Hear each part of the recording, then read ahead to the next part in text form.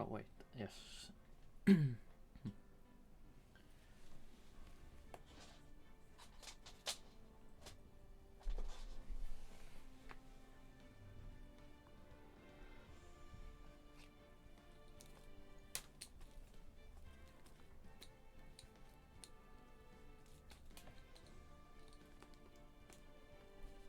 Let me just run a quick little sound check and then we can get into the gaming.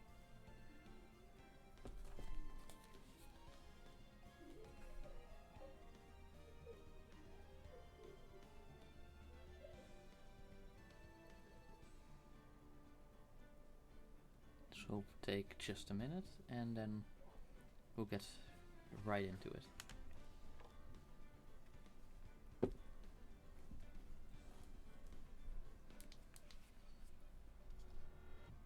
Okay, I feel like the game sound can go a bit higher.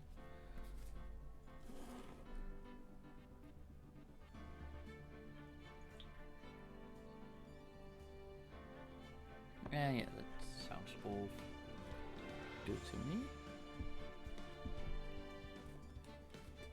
So that means we can get started. Okay, well, just a bit softer. Yes, okay.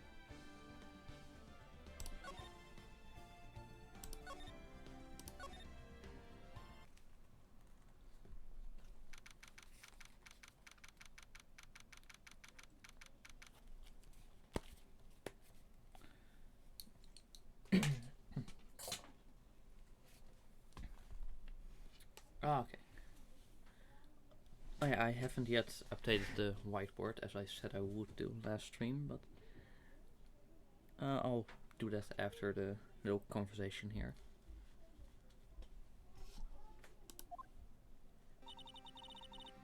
So, what do you think, Mr. Wright? I think the prosecution is as confused as we are. After all, the victim was murdered in 2 different places at the same time. And a different suspect was arrested at each of the crime scenes.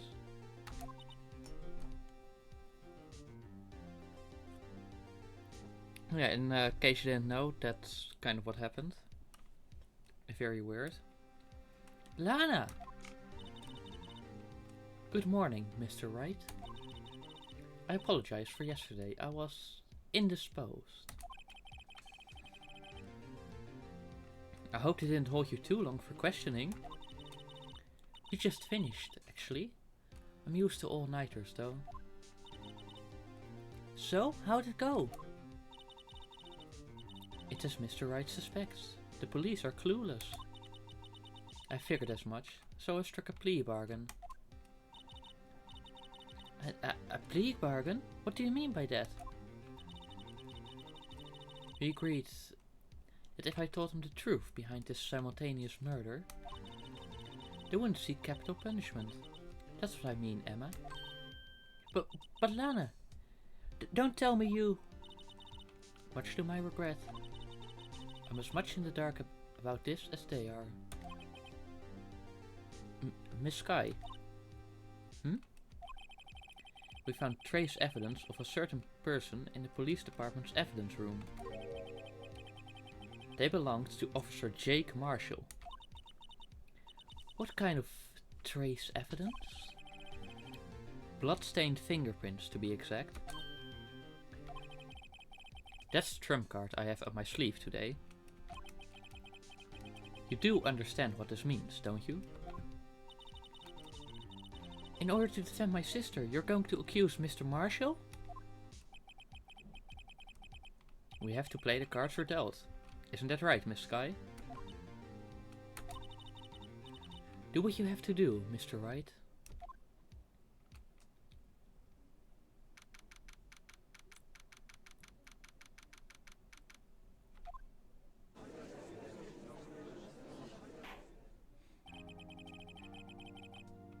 Court is now in session for the trial of Miss Lana Sky. The defense is ready, Your Honor. The prosecution is ready, is... Hmm? I'm afraid you have to clarify. It takes 30 minutes by car to reach the police department from the prosecutor's office. Yet the victim, Bruce Goodman, was slain at both places at the same time. But that's not physically possible, is it? What's more, I hear the victim from the evidence room just disappeared. Yes, and the body eventually reappeared in the trunk of Mr. Edgeworth's car. One of my duties as prosecutor is to present impartial evidence. Today I will present evidence relating to the murder at the police department. In so doing, I believe the way in which we should proceed will reveal itself. Now that's what sets Mr. Edgeworth apart. He sounds so on top of things, even though he doesn't know what's going on himself. And that's supposed to be an admirable trait?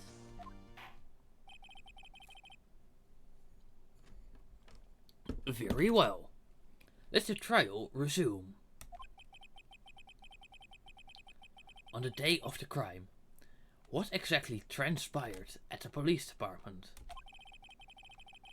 Mr. Edgeworth, you may call your first witness of the day to the stand. Oh, now let's see what happens. For its first witness, the prosecution calls the suspect of the murder that occurred at the police department. The suspect? You mean the so-called murderer? Oh. Yep. Shit's freaky.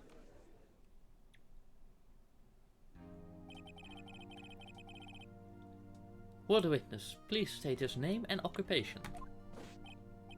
Yes, sir. I'm Officer Mike Meeking, sir. My occupation is, that would be murderer, sir. Oh my fucking god. Like, at least Lana knew what she was doing when she admitted it, but this guy is just a moron. And now we'll have to defend him? Really? Like, he deserves to get charged, whether he's guilty or not. Like,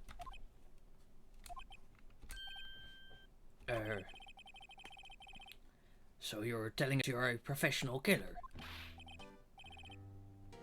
Whoa, whoa, whoa, whoa, whoa, whoa, whoa, whoa, whoa, whoa, whoa.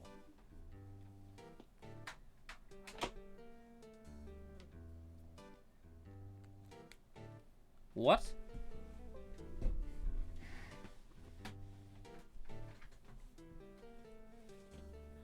It was me, sir. I'm the one who did it. I'll never hear anyone again, sir. You've got to believe me, sir. Actually, what we'd like to hear from you is...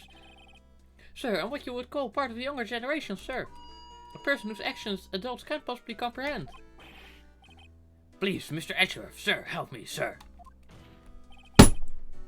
Officer Meekings. Hey, yes, sir. Give us your report of the crime. Consider that an order. Yes, sir, as you wish. After all, I'm part of a generation that must be taught what to do, sir. You can't fault him for a lack of enthusiasm.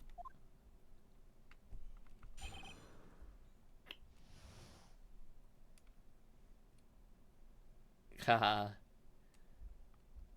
Okay. You can start now, Meekings.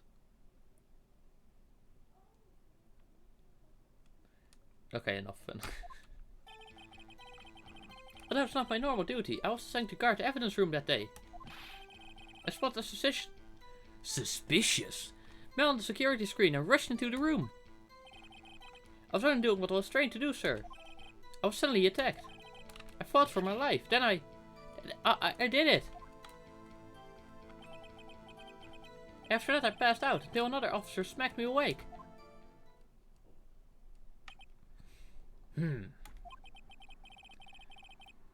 So the victim, Detective Goodman, attacked you?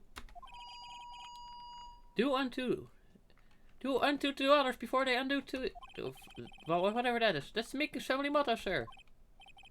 I see. Then you fainted, and a colleague helped you regain consciousness. Yes, sir, he knocked me upside the head, sir. Very well, the defense may begin its cross-examination. Okay, but first, let me update my whiteboard.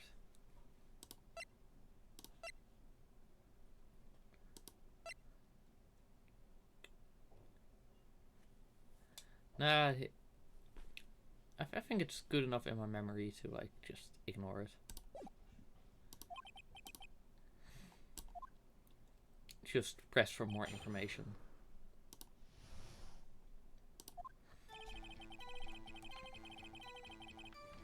Why were you assigned that? Mr. Meekings, you work in the General Affairs Department, do you not? Yes, sir. I'm in charge of hiring new recruits, sir.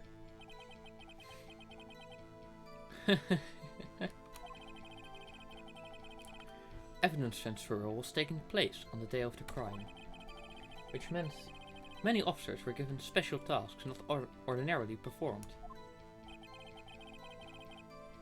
I was in charge of guarding the Blue Badger, sir. The Blue Badger?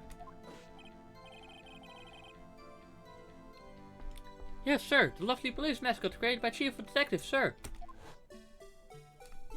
That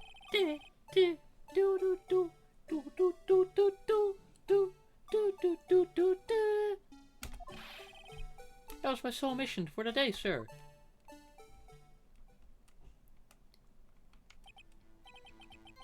I see. Sounds like a very important mission. After the award ceremony finished that day, there were so many people running around that I relocated the Blue Badger to the evidence room. Ah, so that's why you went to the evidence room. Tell us, what did you see when you got there? A suspicious. In order to enter the evidence room, you need an ID card, am I correct? Precisely, sir. I have one right here around my neck. So then, your ID number should be listed on here, right?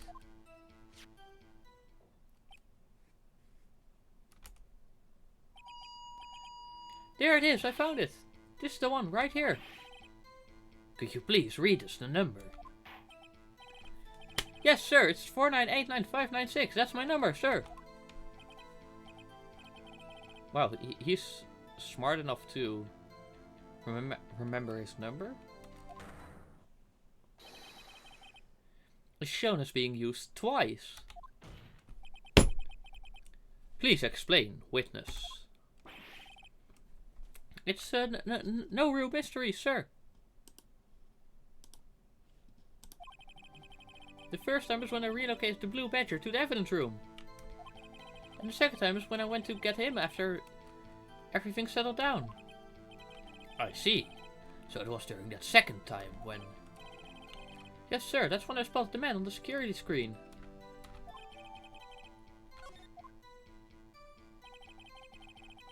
Oh, double timeline. I also need to update that.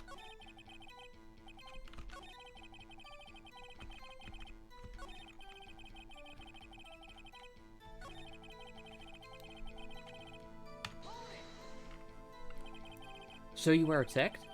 Can you please tell us exactly what happened to you? It was a knife, sir, a knife! Detective Goodman pulled a knife on you? What happened then? Well, with me charging in on him like that, he looked as surprised as I was.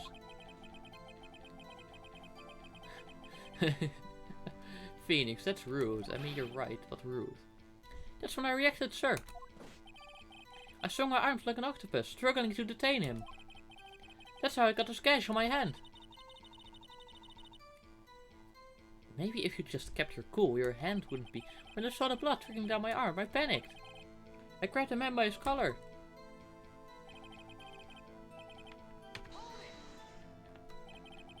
What exactly do you mean when you say you did it? I know the look of the type, but I'm really into kung fu films, sir. The man let his guard down for just an instant, so I snatched his knife from him. spinning him around to perform the disarming maneuver. I made sure to close my eyes. Bruh. The next thing I knew, his white coat was drenched in a sea of my blood, and then... The next thing I knew... Yes? He punched me right in my face, sir. Ah, so that's how you passed out. About what time did you regain consciousness? No offense, sir, but how am I supposed to know that? I was unconscious. Yeah, but like... You'd know the time... when you're conscious again.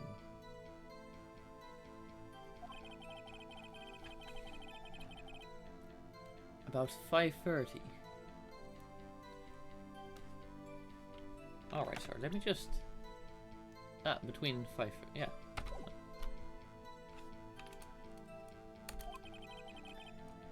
He hit me right in the head too, but that would mean that he was still alive, and that you didn't even get to do anything.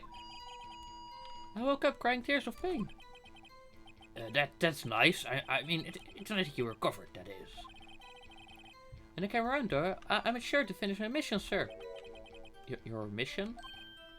Yes, sir, the Blue Badger, sir. I returned him to the entrance before things got out of hand.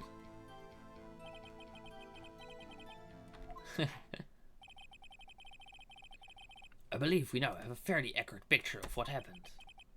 Yes, Your Honor. Only one thing remains unclear.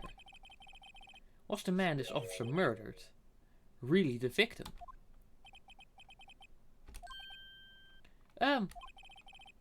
Yes, Officer Meekings. With regard to that, sir. Take a look at this. It was sent to my jail cell. Chief Khan delivered it to me just this morning, sir. The chief? Delivered it? What is that? A videotape? Yes, sir, that's absolutely right. Sir, a videotape, sir. It contains footage from the security camera in the evidence room. What? But I specifically asked if there was such a tape, and was told it had been mistakenly erased. That's quite a mistake. I should do what I'm told, sir. It's the only thing I'm really good at.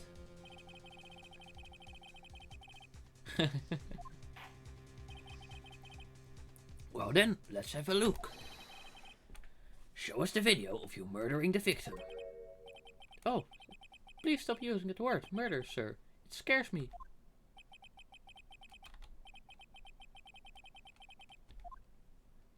And then, let me guess, the footage is like useless.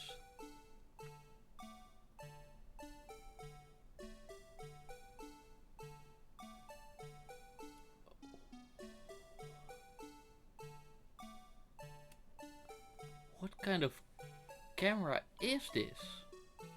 Okay, if you just place it in the corner there, you'd have a better view. And also a constant view. Like yeah, sure, you miss like a small bit here, but what?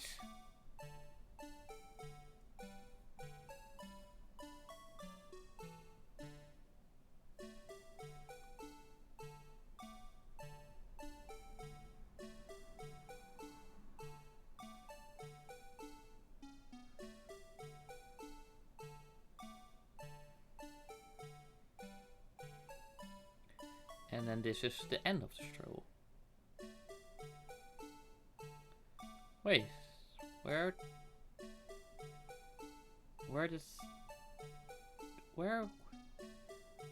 did Goodman go?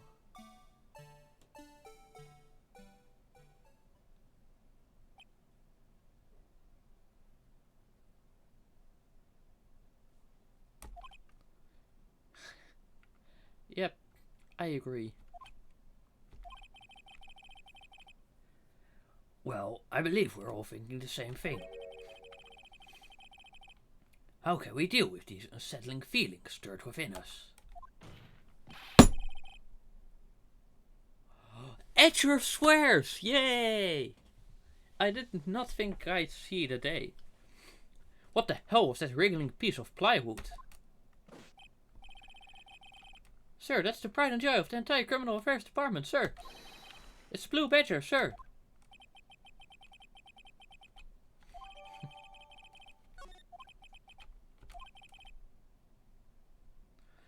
detective seems to prove that the witness did indeed encounter someone in the evidence room, and some sort of activity did take place.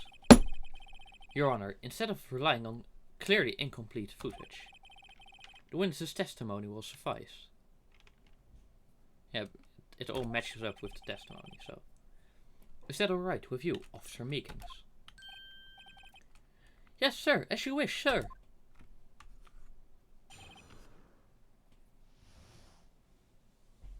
Dun, dun, dun.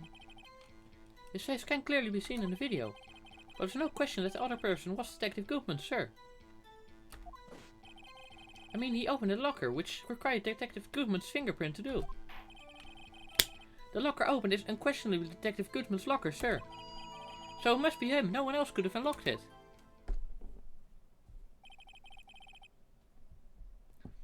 What's this about a fingerprint?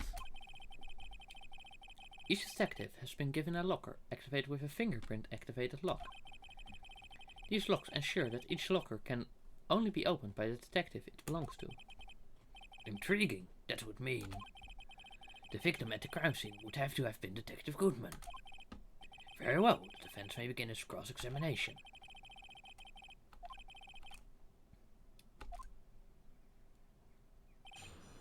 Just press for more info.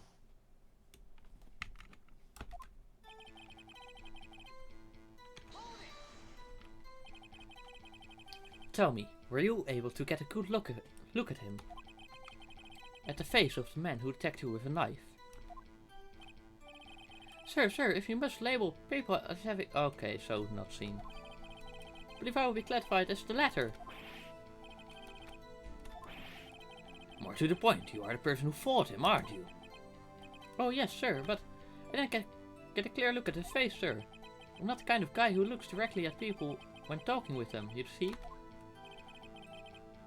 Yeah, that's a good trait for a police. Phoenix, you said it, well I thought it.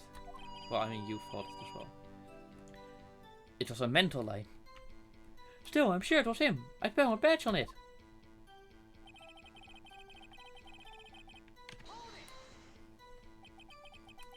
But you don't know that for sure, do you? You never actually saw Detective Goodman's face. Well, I suppose you might say that. That is, if you must label... Okay. Since his face can be identified in the video, only you can verify it. Well, why is everyone looking at me? Because only you can verify it. He just said that. He just said why. If I had to label your stares as disturbing or... Yeah, we get it. Meekings! Ah! Having been shown a questionable video at best, we are not in the best of moods. Now please be more certain when you testify. Yes, sir. You claimed that the man who brandished the knife on you was Bruce Goodman. Tell us why you are positive it was him.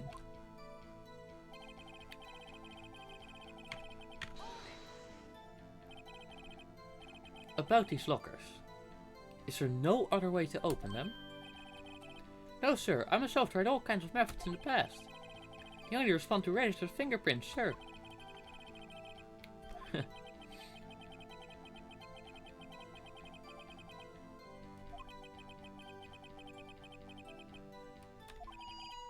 Exactly my point, sir. And this too. How do you know that? How do you know that information? I've heard rumors, sir, from people in the know, sir. People in the know? The workers in the department cafeteria, sir. They keep me informed. They also listen to my romantic troubles, sir. I don't care. For the record, the open locker did indeed belong to Detective Goodman. I verified this information through a more reliable method.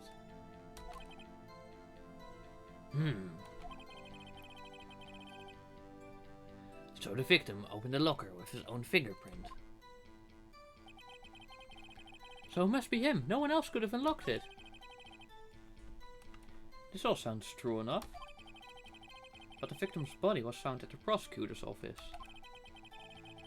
There has to be a mistake somewhere. The real thing's so much more intense than in the movies. Here, you can use the player to watch it as much as you like. The security video. Yeah.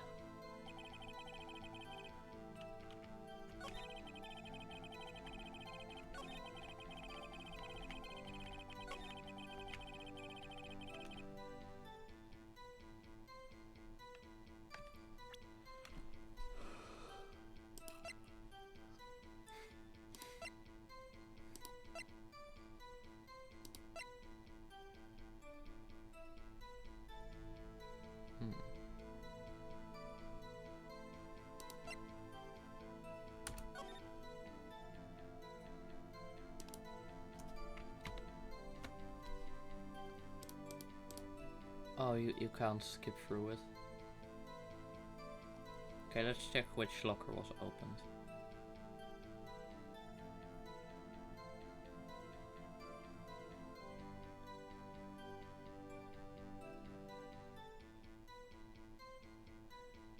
Hey, something fell out.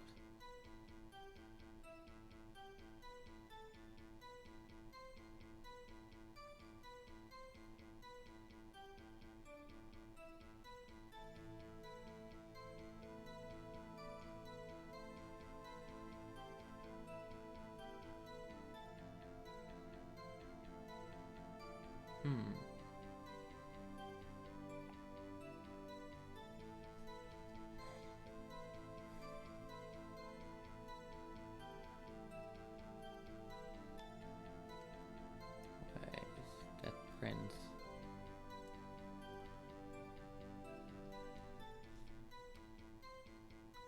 Wait! Did you see that? The little cloth at the end of the locker.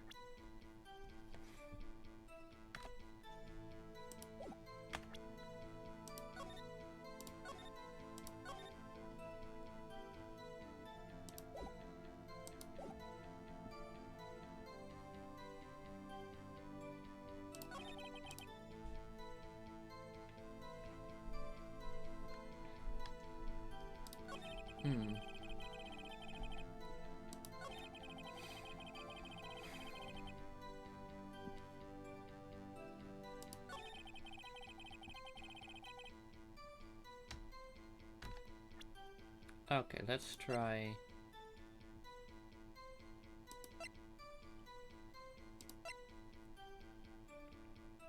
Maybe?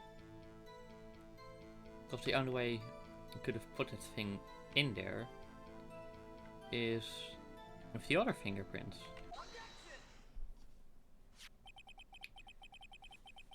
Regarding the video contained on this tape, there's one thing in particular that seems rather strange. Strange? This contradiction leads to the possibility that the man may not have been Detective Goodman. What? This video contains such a contradiction? Interesting. Your Honor, I have a proposal. Oh, this is gonna be fun.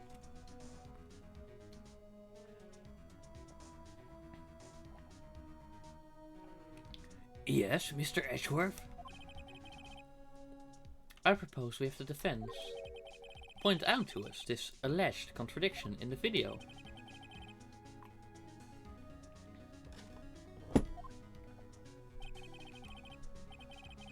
Very well, proposal accepted. Let us further inspect this piece of evidence.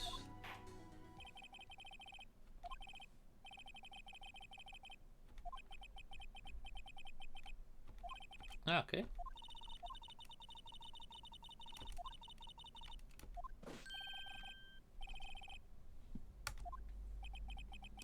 How do yeah, I wondered that plenty of times.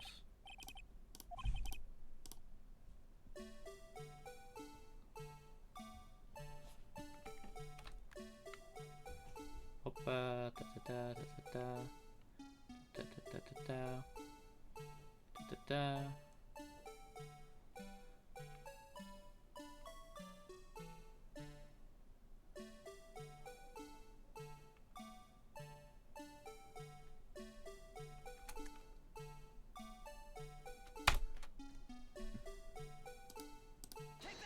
There. The thing that's strange about this video has got to be this. Yes, that is strange. Something certainly seems unnatural about that. What could it mean? Sorry to interrupt, Mr. Wright, but you seem to have forgotten the point of this exercise. The point? What you're looking for is one thing and one thing only. Something that indicates the man may not be Detective Goodman.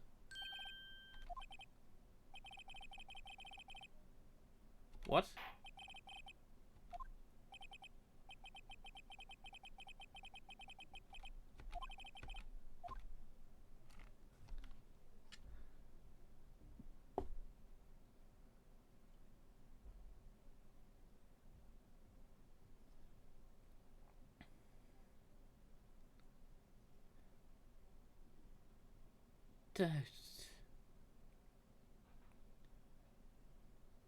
The only way the locker could have been opened is...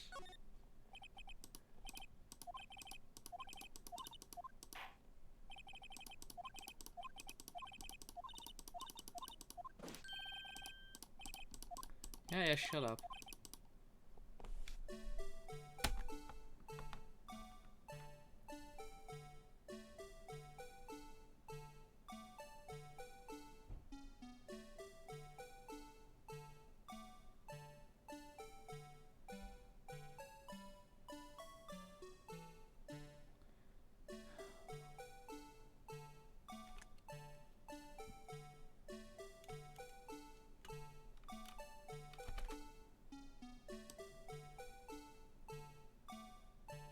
Maybe the locker itself?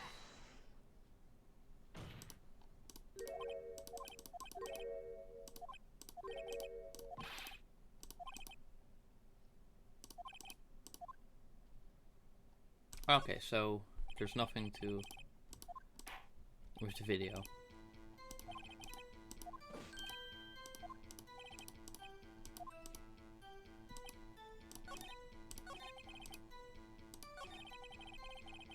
Maybe we can present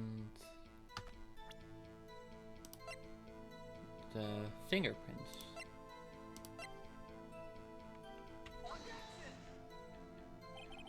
Nope. Okay.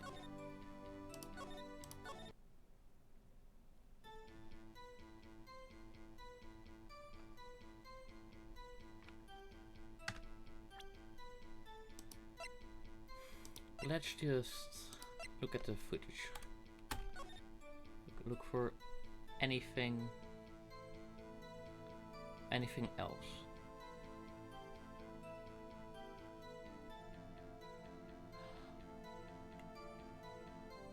It's already unlocked.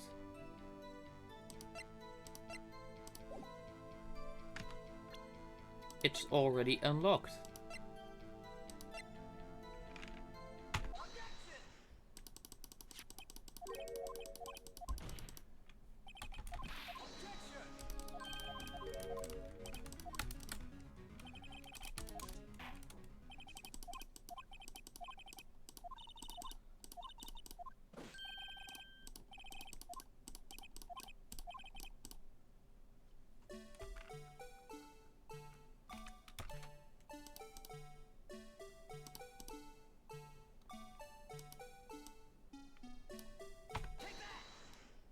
It's already open.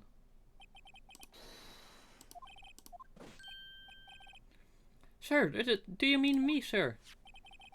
As I understand it, the locker apparatus works like this.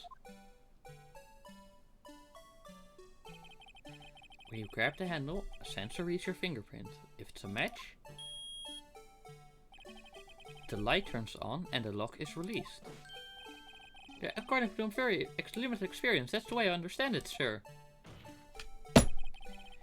If so, then something is seriously wrong with this picture.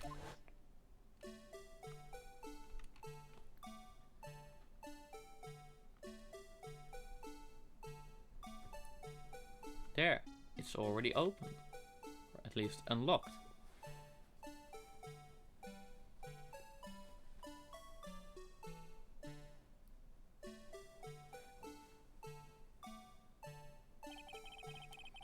When the victim reaches for the handle to open the locker, let's rewind to a little earlier.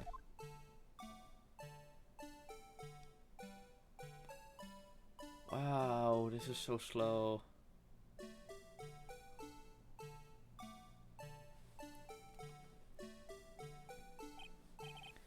Here, notice the light? What's this? It's already lit.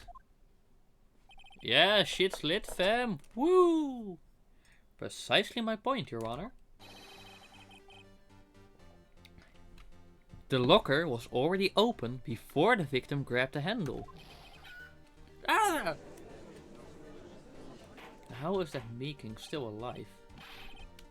Order! Order! What's the meaning of this? It's very simple, Your Honor.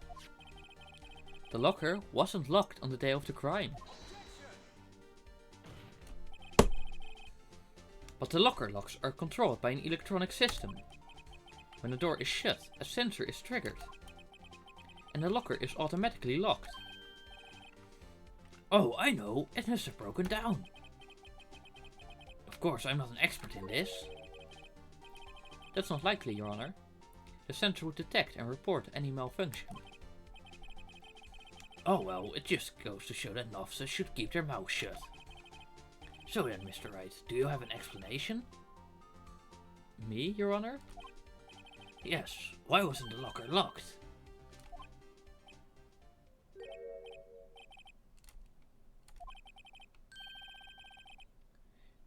Maybe, like, the item fell out because it was already... No. Maybe it wasn't closed tightly. Huh? Oh, maybe something like jammed the system sensor? Something jammed the sensor? Say... There's something else that seems out of place in this video. Yeah, I thought so too. There's got to be another clue somewhere in this footage.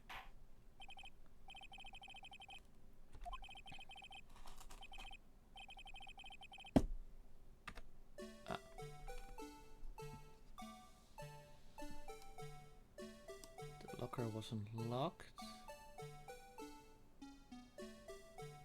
Don't really see any causes.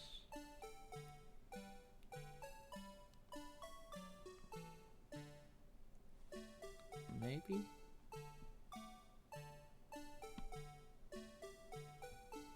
Yes, okay. J.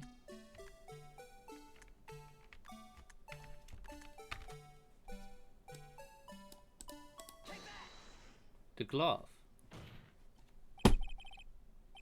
Please watch closely. This is the continuation of the part I showed you earlier.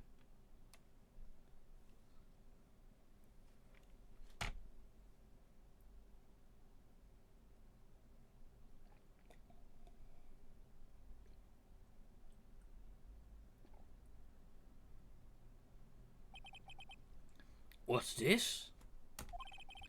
Something white fell out of the locker. But sir, it's been my experience that things fall out when doors are opened. They often fall out and roll great distances when I open. You can't be sure that item was completely inside the locker to begin with. What do you mean? The sensor triggers the lock when the door is shut. What if something was inserted, say, between the sensor and the door? Inserted?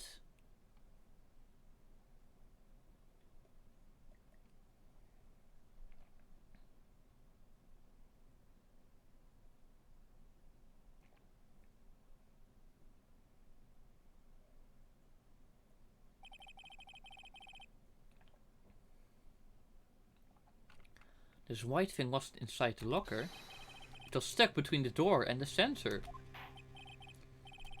Oh, I understand now, sir. It's just like my tie. 2 out of 3 times it gets stuck at the door when I get out of my patrol vehicle, sir. Without the door closing, my tie chokes me. But the object would... but the description says it's super thin. Not only that, it would also have to block electrical currents. It's like rubber, isn't it? It will need to be an insulator. Yes, an insulator, but at the crime scene. There just might have been something that fits the description. Well, sir, by insulator you don't mean...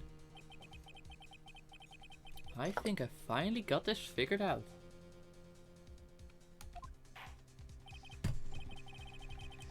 Very well. Will the defense please present the relevant evidence?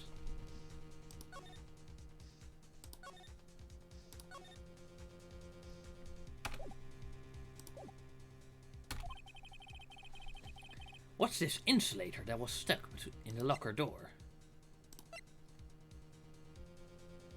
E. I found this near the locker. A thin rubber glove. But we can be sure that was in the victim's locker. It has a tag that says SL9 incident. The video seems to depict the victim opening the locker. But that isn't the case. The lit lamp attests to this. On the day of the crime, even I could have opened that locker. Is this not so, Officer Meekings? Sir, it would appear so, sir. Order, order, order. So we are to believe then that the victim, whom this witness stabbed in the evidence room, was not Detective Goodman. Do not be misled, Your Honor. What do you mean, Mr. Edgeworth? The defense has merely demonstrated that possibility, nothing more. The victim in the video was indeed Bruce Goodman. The prosecution will offer one more testimony to prove this. Yeah, but we have 2 points of evidence now. The thing with the other locker and the handprints. Officer Meekings, please testify about this. Sir, me, sir. I'm not sure what you're referring to, sir.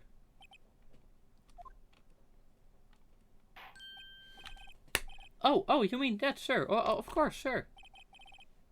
Is this a joke? Very well. Begin your testimony.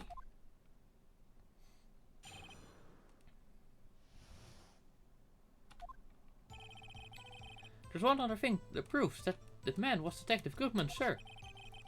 Then in the evidence room, one must use their ID card. When an ID card is used, there's a record of it. At the time of the crime, the detective had used this card.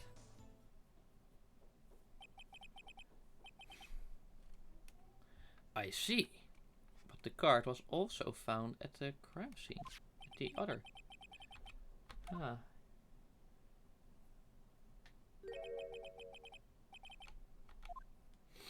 I mean, one could have easily stolen it.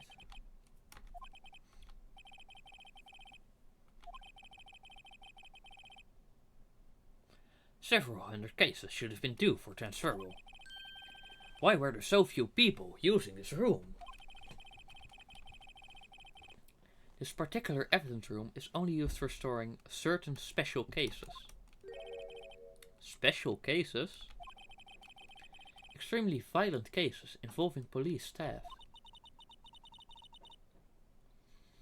Just hearing that makes my hair stand on end.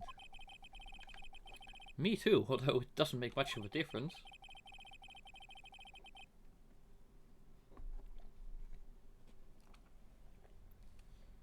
There were only a few cases up for transfer there, and most were cleared up by noon. Right, I see. Now let us move on to the cross-examination.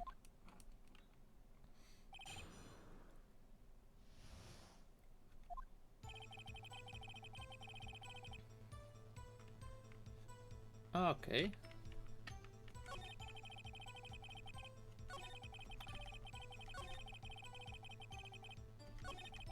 Yeah, let me just press the whole thing again. So, unlike your earlier testimony, you believe this to be rock solid, do you? Yes, sir. Solid as stone, sir. If my hand wasn't wrapped up in bandages, I'd even give the V for victory sign, sir.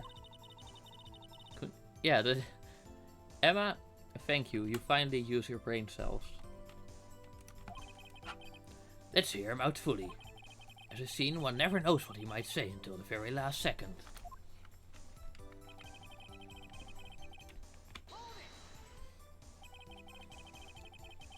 Is that card hanging from your neck one of these ID cards?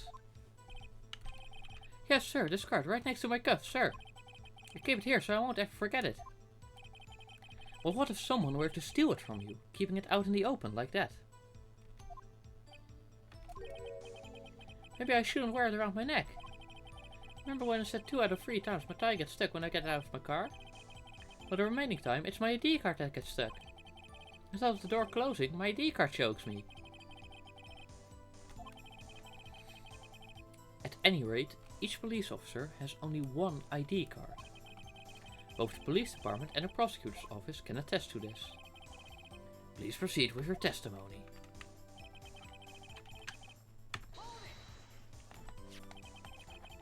Let it be noted that this is the record that the witness referred to. Let me see. Yes, that will be it, Detective Goodman. Huh? According to this, Mr. Edgeworth, your name is on here. So it is, Your Honor. Not the prosecutor again. Hey, maybe he's behind all this. Being a prosecutor, he could hide the evidence. Is that man in blue murderer? Don't stare at him. You've got a wrong color, kid.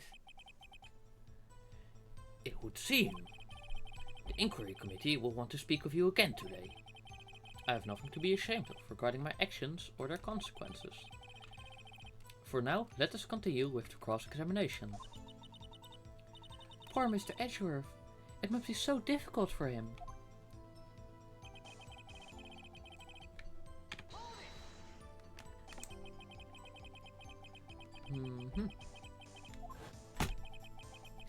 He pulled a knife on you. Yes, sir. He didn't show me any ID card, sir. Do you think that's odd? I mean, if he had his ID card, all he had to do was show it to you. There wouldn't be any reason to draw a knife. Maybe he just panicked?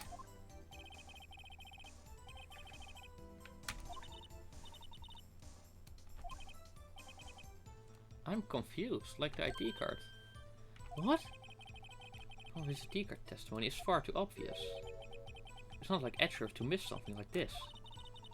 You're thinking too hard about it. Come on, let's show them what we've got.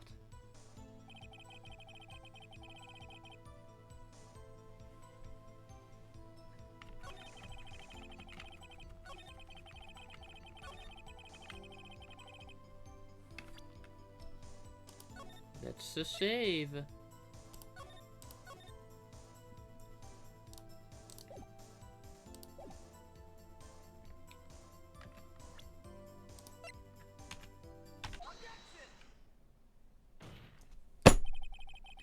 Wait 1 moment, Officer Meekings. I'm not good at waiting, sir. I have the victim's ID card right here. I found it at the crime scene. That makes sense. The other crime scene.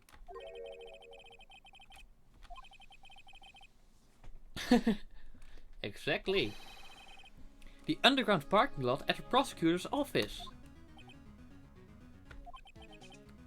Your Honor, I have one more piece of evidence to present. It's a very important clue regarding the victim's ID card. A lost item report? It's only half completed.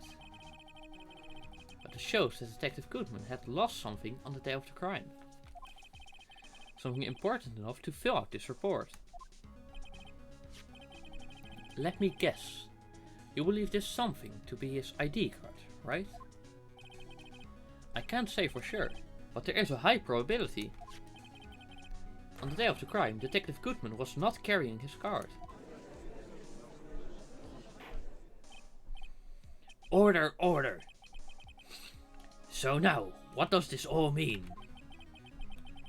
It can only mean one thing. It doesn't even require much thought.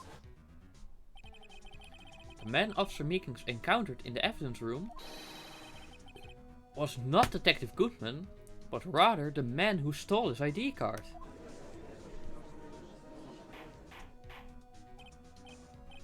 Order, order, order. Does the prosecution have a response? I have only one thing to say to the defense. Your butthole poo-poo. Bravo, Mr. Wright. Bravo?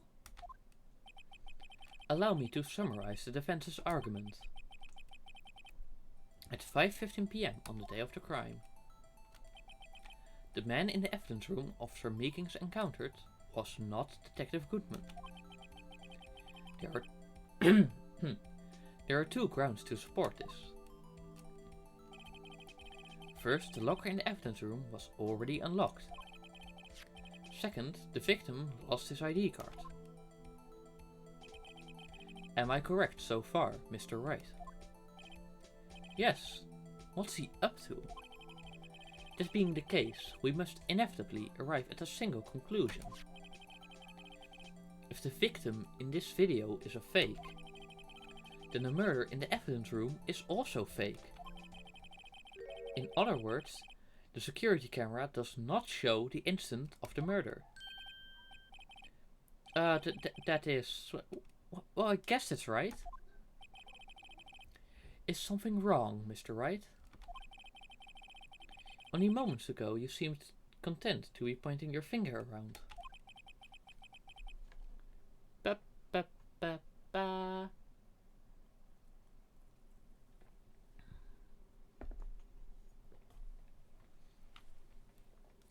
Sorry, let me open my window real quick.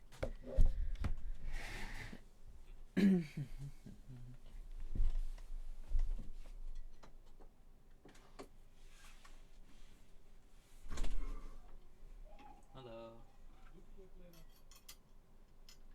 Het wordt stabieler, maar de snelheid is niet omhoog. Ja.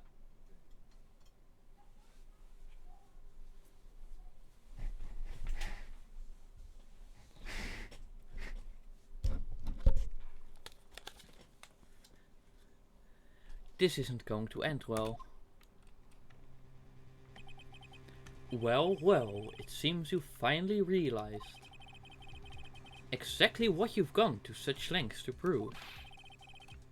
Explain yourself, Mr. Edgeworth. The defense has already done the explaining for me. The victim in this video is a fake, which means a murder did not take place at the police department at 5:15 on the day of the crime. So the real crime could only take place at one location, the underground parking lot. At the prosecutor's office, the murderer being Miss Lana Sky, the defendant. The evidence is compelling. A trustworthy witness observed the moment the defendant used the murder weapon.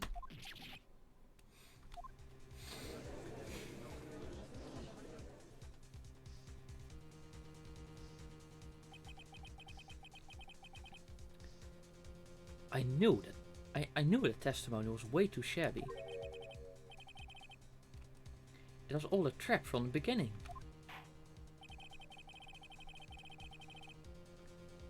The activity in the evidence room still leaves many questions unanswered. Who exactly was the quote-unquote victim Officer Meekins encountered? And where did this person disappear to?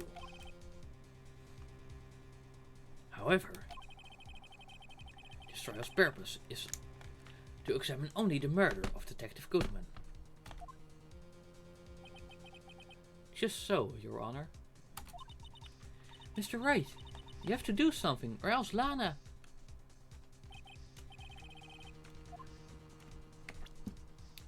Let me just save real quick.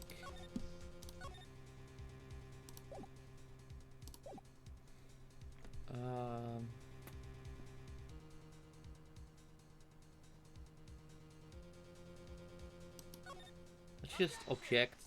I don't know on what grounds. One moment, Your Honor. What now, Mr. Wright?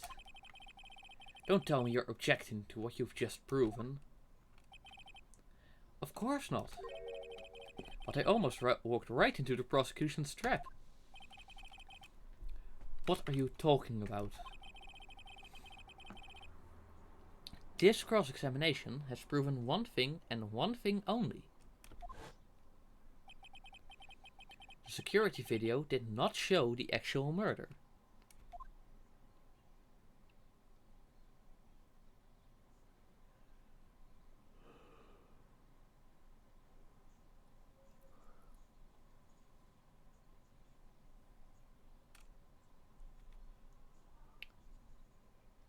Okay.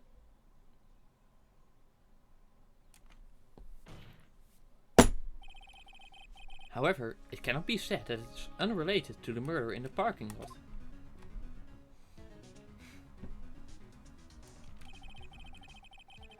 Specifically, large amounts of blood traces were found in the evidence room. The defense demands further examination into the truth of the matter. Mr. Edgeworth. Yes, Your Honor. If this court were to examine this further, other witnesses will be necessary. Is the prosecution prepared? I'm sorry, Your Honor. The prosecution considered the incident at the police department to be unrelated. We have not prepared any other witnesses for this incident.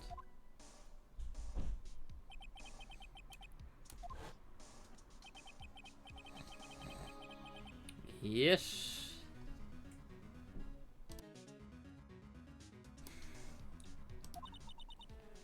Mr. Wright, do you mean... Your Honor, the defense would like to request a specific witness. Oh? Whom do you have in mind? Someone we have reason to believe knows the truth.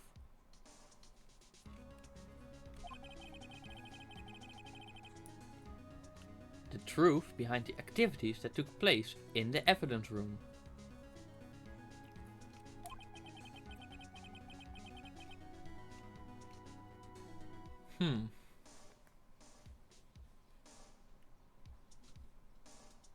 The prosecution requests to hear this person's name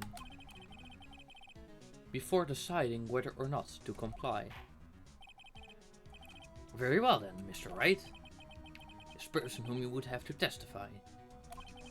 What is his or her name?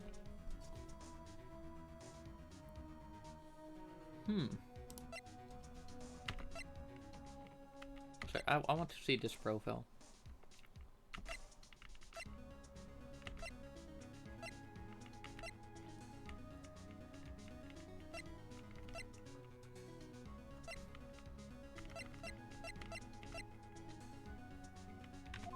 Whee!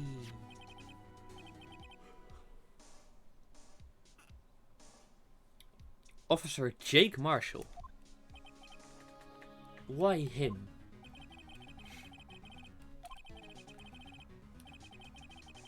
He's in charge of the evidence room. I feel we should hear what he has to say. The prosecution agrees to the defense's request. Since he was responsible for guarding the room, we should hear his testimony. Unfortunately, he works in the police department. Oh, fortunately. We shouldn't need longer than 20 minutes to prepare. Very well. The court will take a 30-minute recess, while the witness is subpoenaed. Will the prosecution please prepare the witness during this time? We will, Your Honor. Court is now in recess.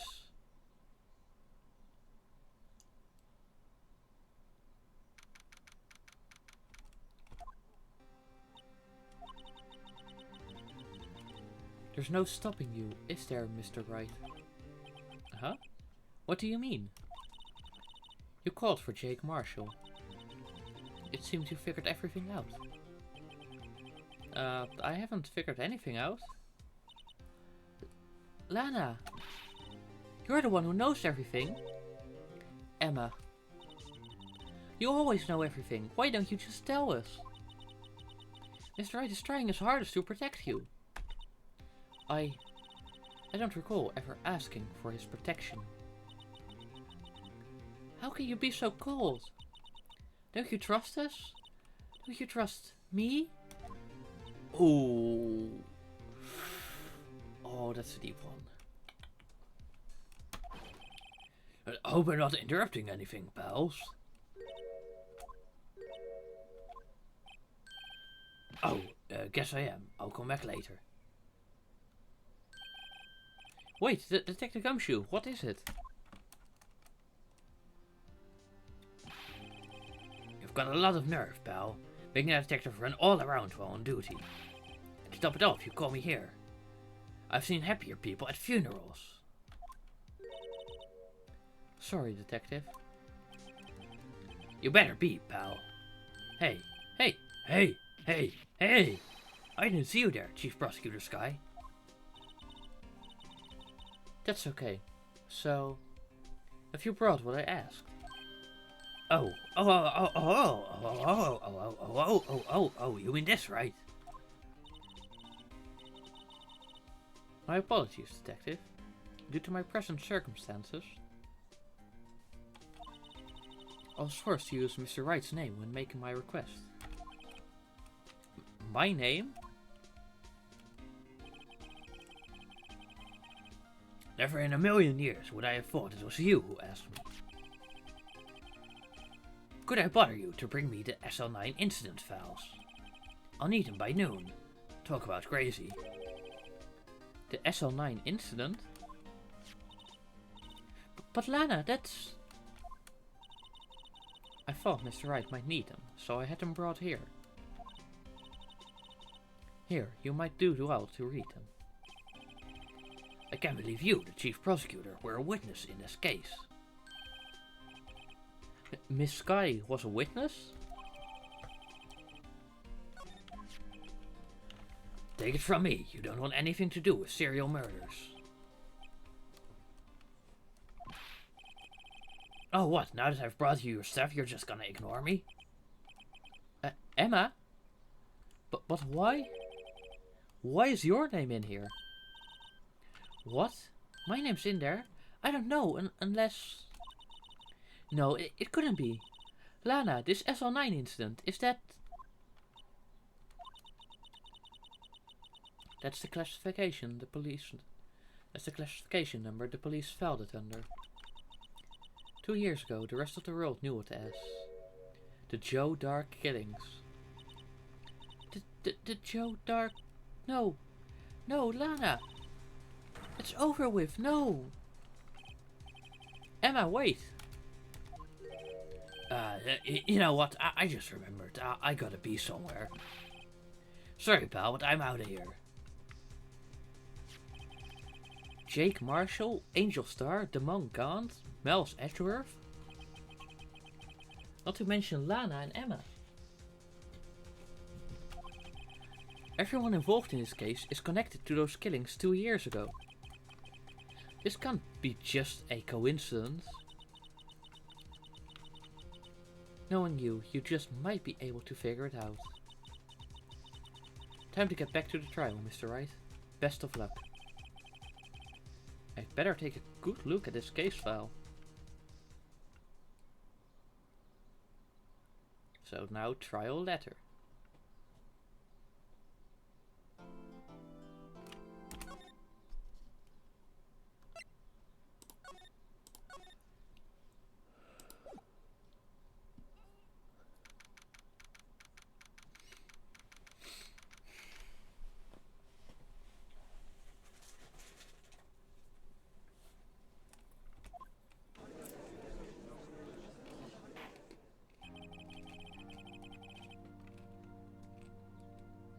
The court will now reconvene for the trial of Miss Lana Sky.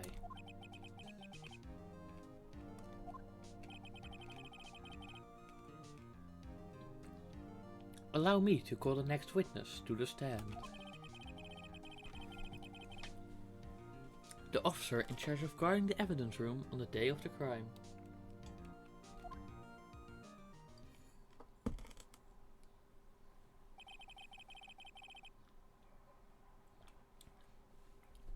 that was the wrong voice. Wow, my bad. Witness, please state your name and occupation. Me, partner. I'm just a man, same as you, wandering the trails of civilization. Occasionally helping the elderly cross intersections when needed. Yes, we get it. Oh, I know, you're a patrolman. As for my name, if you listen hard enough, you can hear the howling wind calling it out. To be exact, it's Jake Marshall, Your Honor. Howling wind? I've never heard Edgeworth described that way before. Now, Mr. Marshall, let me ask you something. You were in charge of guarding the room on the evidence room on the day the crime took place. Is this correct? According to the papers, partner. What do you mean? A desperado's soul is as boundless as the desert sands. No paper can sum it up. Maybe it's best we get on with this quickly. Please share with us your testimony of the day of the crime. In plain old English.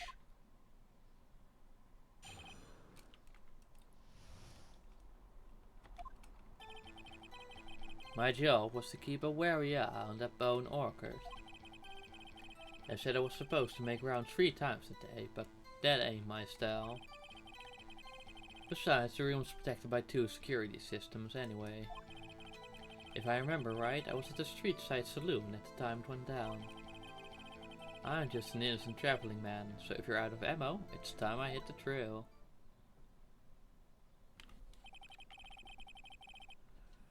I can't say I particularly care for your attitude.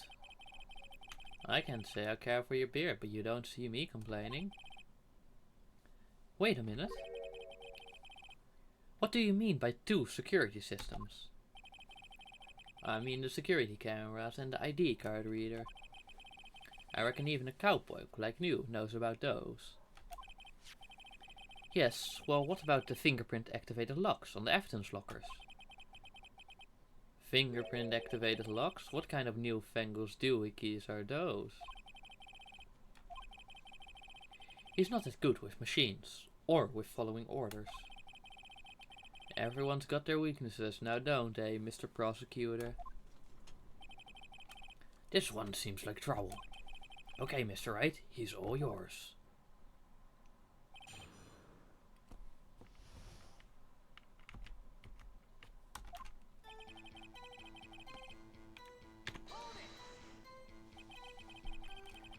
How exactly did you keep an eye on the evidence room? I just made sure nothing moved in the security camera monitor. That room's so still, even time dies in there. I was just a caretaker who interred the recordings. You interred them? Videos of nothing aren't that useful. When the time would come, I'd erase the tape. If nothing unusual is recorded, tapes are to be erased every 6 hours. Each time I'd erase a tape, it felt like I was erasing a part of my life. This guy has a flair for the dramatic, but it isn't going to do him any good. So, in actuality, you don't physically enter the evidence room?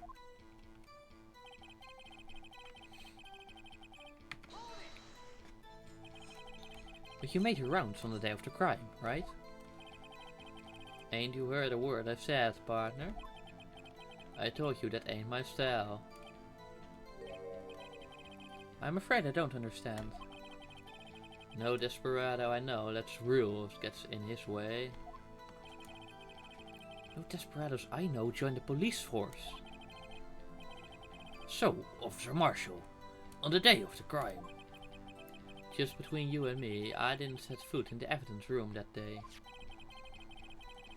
There was a rubber glove stuck in the victim's locker. Do you know anything about that?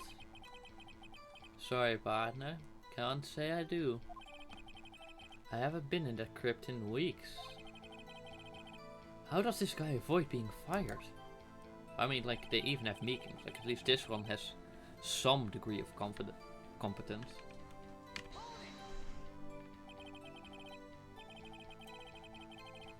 You used to be a detective, so you've used the evidence room in the past, correct? Of course. Back in the day, my locker was a goldmine of evidence. And yet, you didn't know about the fingerprint locking mechanism? They'll be like, yeah, it's newly introduced. Sorry, partner. I ain't good with machines. I couldn't even tell you how a bike works. That's quite incredible. The sensors on the locker handles cannot be seen. It's well known that some detectives are unaware of their presence. Now that he mentioned it, Detective Gumshoe said something like that too. At any rate, it doesn't seem that this is relevant to the crime. Can you tell us what you were doing when the crime took place?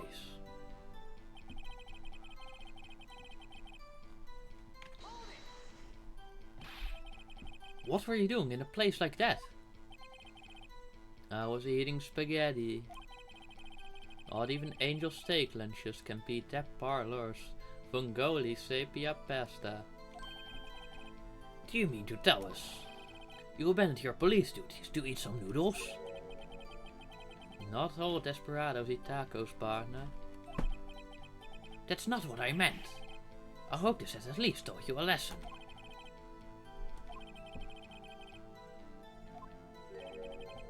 Do you not want to erase it here?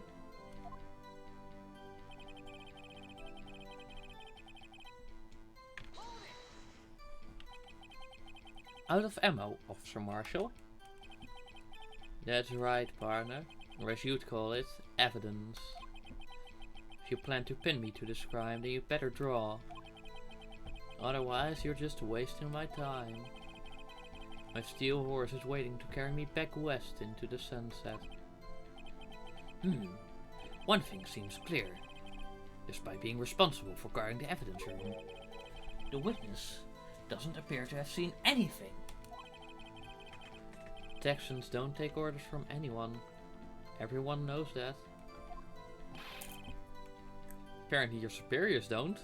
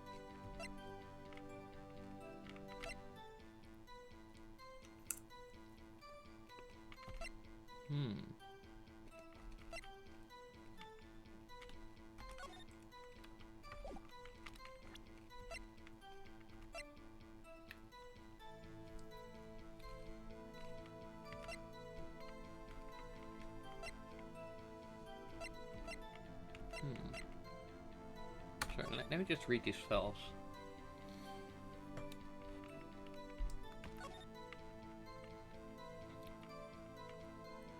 Marshall.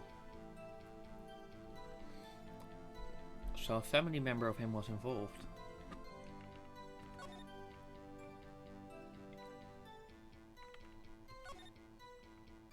Damon, Lana, Bruce, Marshall, and Star. Huh.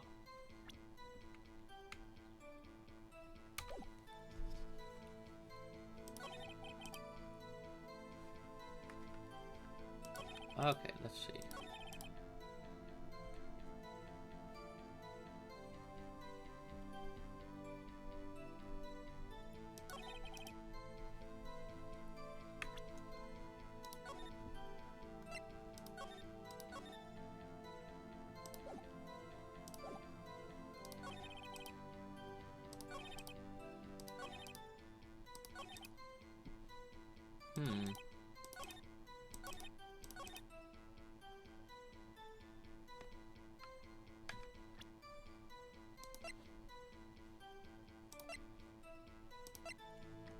maybe?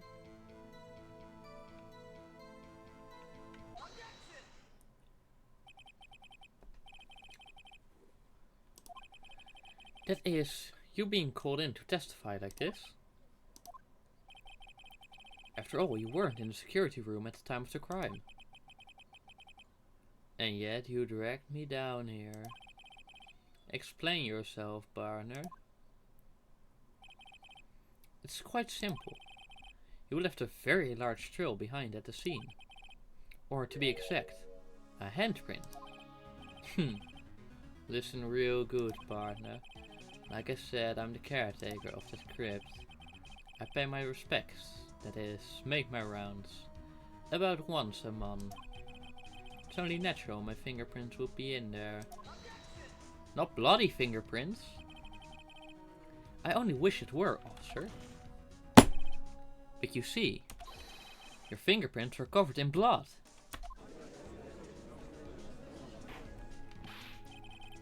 Witness! What's the meaning of this? Your bloodstained fingerprints were at the crime scene? The blood was wiped away. However, a luminal test clearly revealed this. Well, Officer Marshall? It seems to me there ain't a person in this room with a hand on his shoulders. I take it you have an explanation then, Officer Marshall?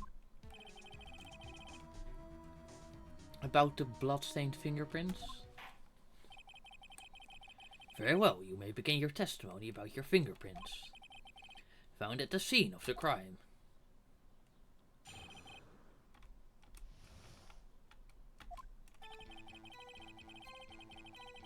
Like I said, it's only natural for my fingerprints to be in that evidence room. One of them just happened to be at the same place as the bloodstained handprint. The murderer touched the locker where my fingerprint was by chance.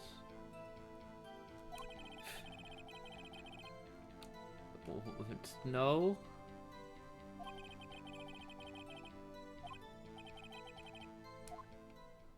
There were still partial fingerprints, and also it aligned perfectly. Although there's room for doubt. Life wouldn't be fun without any doubt, partner. The defense may now cross-examine the witness.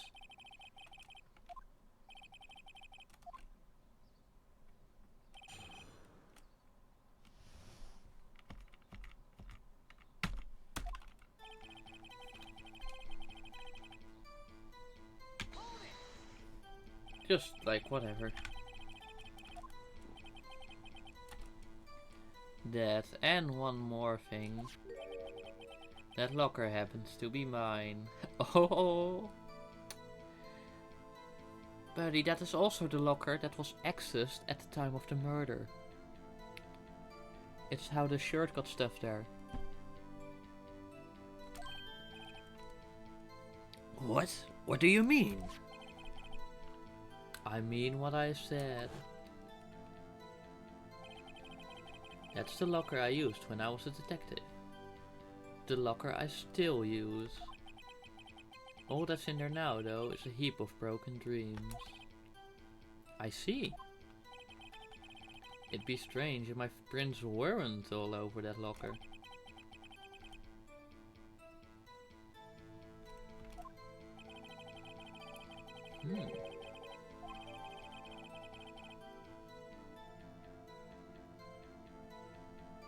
Okay.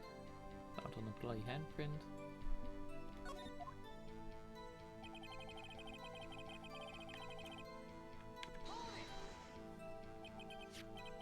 So then, what about the bloody handprint? It wasn't mine, it's no mystery.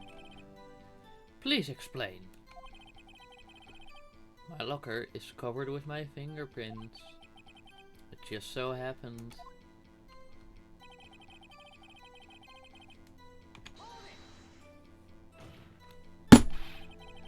The chances of that happening are 1,000,000 to 1.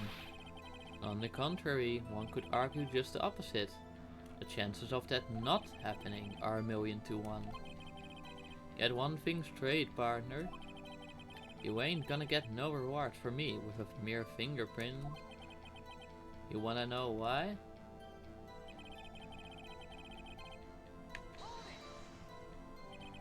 Unrelated? There's different as night and day.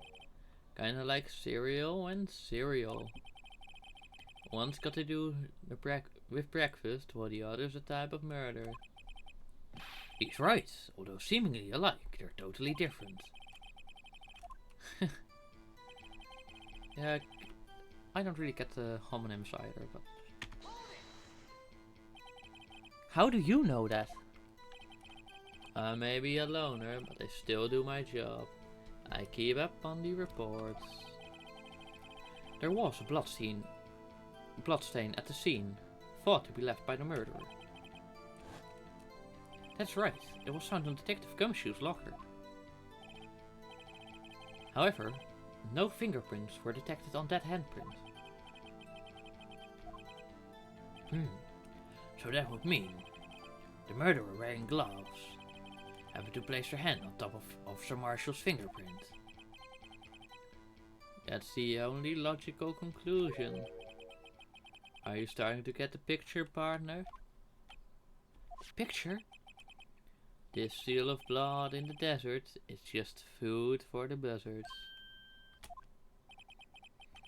There's only one reality, and that's this. Haha!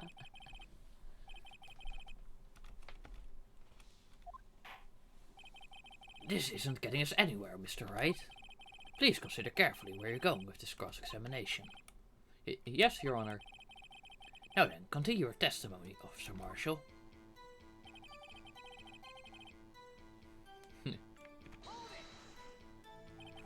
What do you mean by that? You want to tie me to this crime, isn't that right, partner? If so, that video is the only direct evidence you have.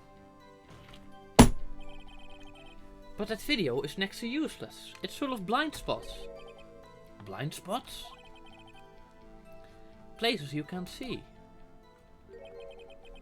Camera spanning back and forth. The floor isn't shown. If someone was familiar with the camera's position, they could leave the room without being caught on tape. We don't have time for your speculations, Mr. Wright. Well, Mr. Wright, if you can show us evidence in this video that indicates Officer Marshall was present, please do so now. There, now we can use it.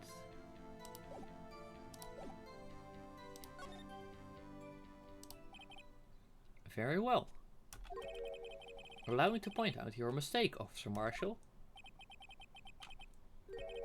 Tread carefully, Mr. Wright, or you might wind up being the one making the mistake. Now then, let's have another look at the video. Show us this incriminating evidence of the witness, Officer Jake Marshall.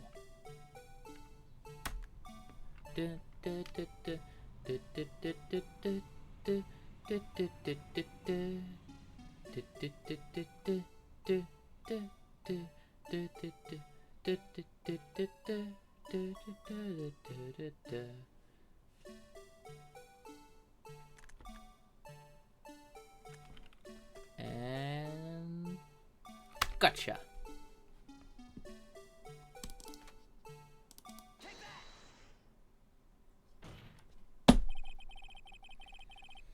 Bring our attention back to the security camera. It's a mistake I'm afraid you'll soon not forget, Officer Marshall. The days are short in Texas, and so are our tempers. Could you sum up what you have to say in 8 words or less? Very well. You can clearly be seen in this video. 1, 2, 3, 4, 5, 6, 7, 8. Exactly 8 words. Not bad, partner. The key lies in a certain locker shown in the video.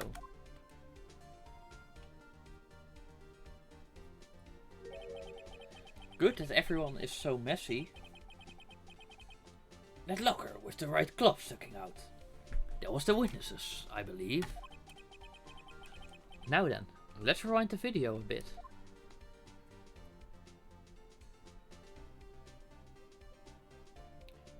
Why is it so slow? Oh my god.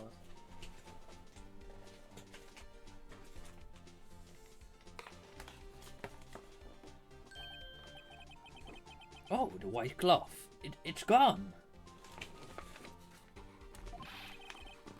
What's the meaning of this, Officer Marshall? When the crime took place, the white cloth wasn't there. Then, it suddenly appeared. There's only one explanation. Officer Marshall, you were in the evidence room at the time of the crime. What's more, you opened your locker when the camera was turned away. Order, order! Hold your horses. Sorry, partner, but you got the wrong man.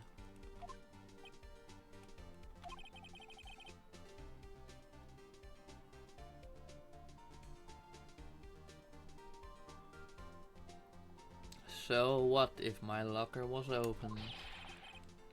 That doesn't mean I'm the one who opened it.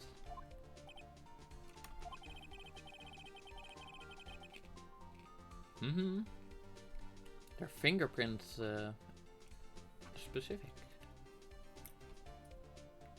All configured to only open with one fingerprint. The correct fingerprint.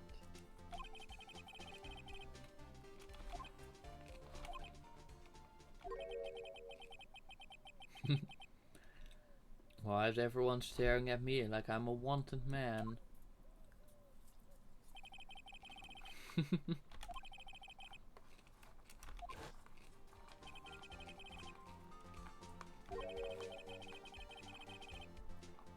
Ha! Oh yeah? I call your bluff.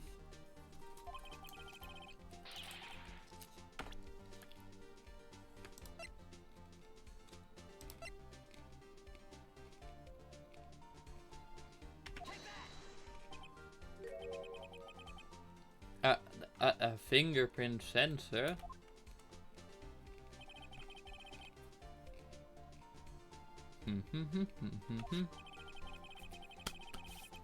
Yes! I got him. The lockers can only be opened by the detectives they belong to. What kind of crazy talk is this?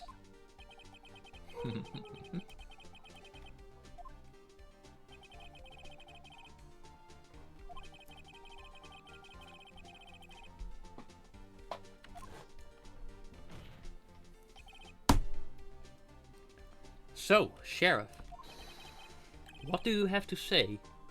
In 8 words or less. Oh.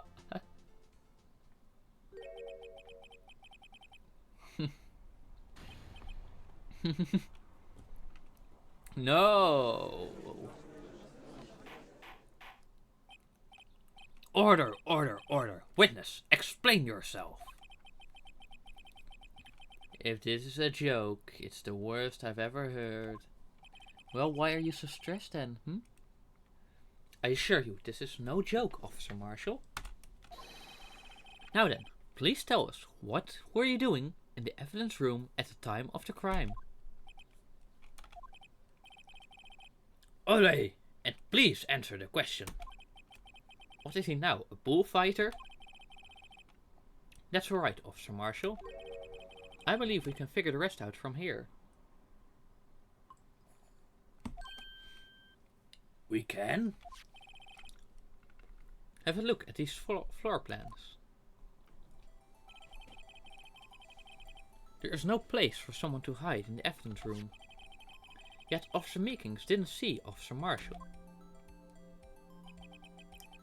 If that's so, then where was the witness? It seems Mr. Wright has an answer. Do I though?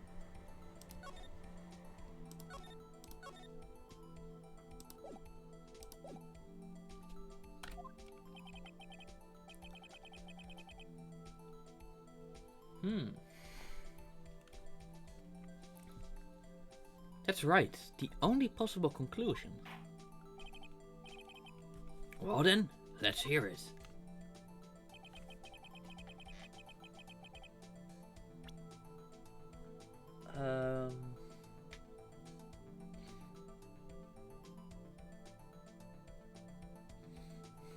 Maybe the camera's blind spot? The camera, like, sees here and like sees all the way to the entrance and sees like there and sees these lockers. Maybe? Officer Marshall was standing right here. And is it right? So Officer Meekings didn't notice him standing.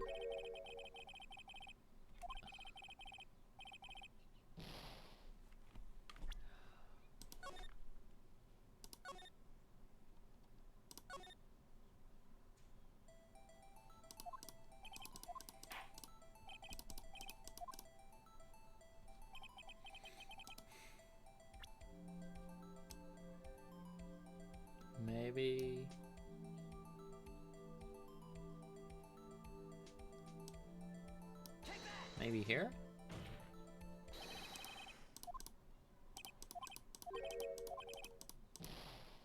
Okay, and otherwise between the lockers?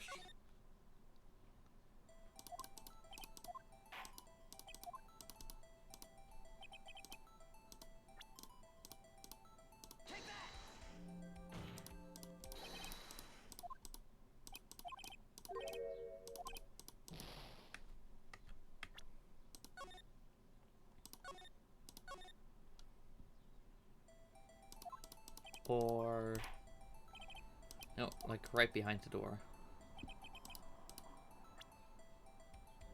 Unless we say he was the killer.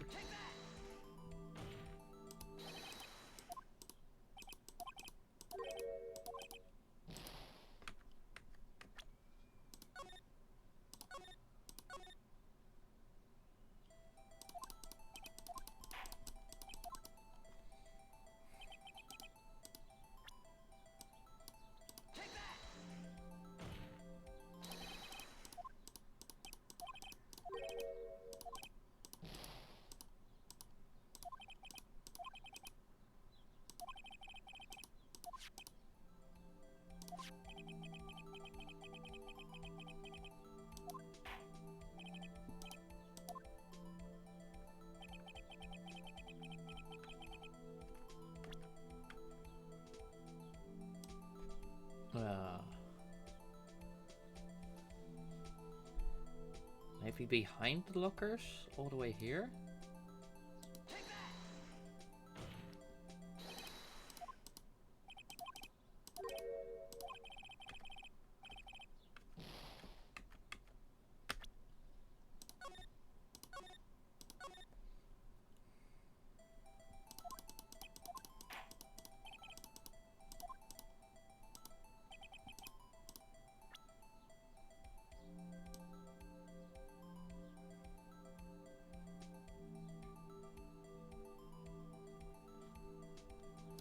Outside the evidence room.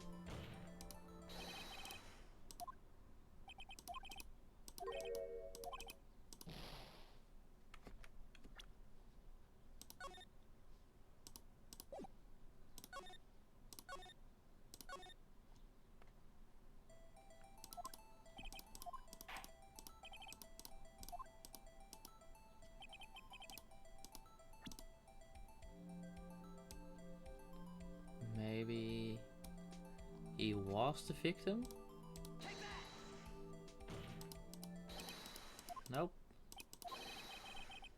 Oh, yes. Okay then. Detective Goodman was. Correct. Unless the man wasn't Detective Goodman. I believe the victim in the video is Officer Marshall. It was you, dressed up like Detective Goodman. But that's preposterous. Officer Meekings witnessed the detective at the crime scene. Once he saw the man's face, he'd know for sure. Meekings doesn't know Goodman. He also testified about the man's reaction when confronted.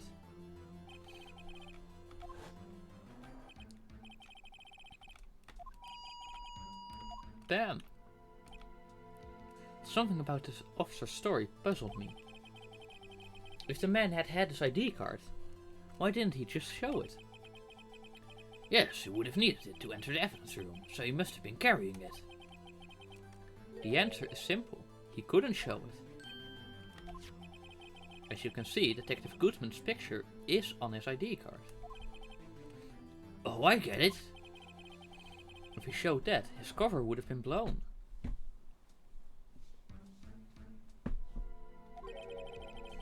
Officer Meekings would have realized the man wasn't Detective Goodman. I mean, Meekings, really? Are you overestimating him a little? Do you have anything to say to this, Officer Marshall?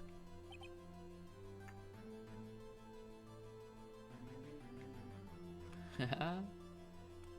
Nervous, are ya? I've got quite an imagination, partner. We got a term for that. It's called circumstantial evidence. Circumstantial evidence? He's still denying it. You're gonna have to do better than that to break a detective. Unless you have hard evidence proving I dressed up as the victim. I can't say I particularly care for your uncooperative disposition. I can't say I care for your beard, but you don't see me complaining. Well, Mr. Wright, do you have any evidence proving beyond the shadow of a doubt that Officer Marshall dressed up as a victim?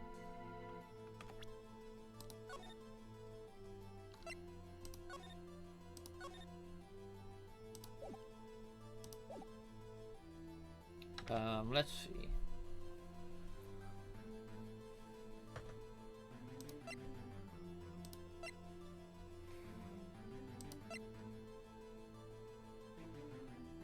I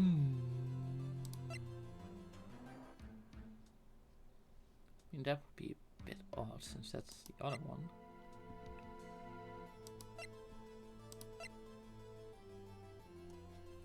Okay, I will try presenting the cloth and then the photo. That doesn't work, the shoe.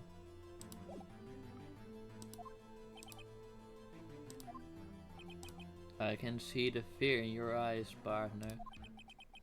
Seems you're the one who couldn't take the desert heat. This can't be happening. It's so obvious he's the one. What can I do?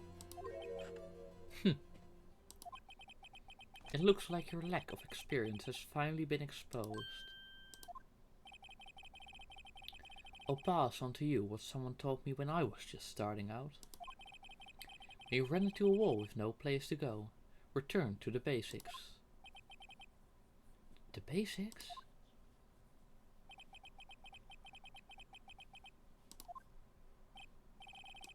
Outside the box.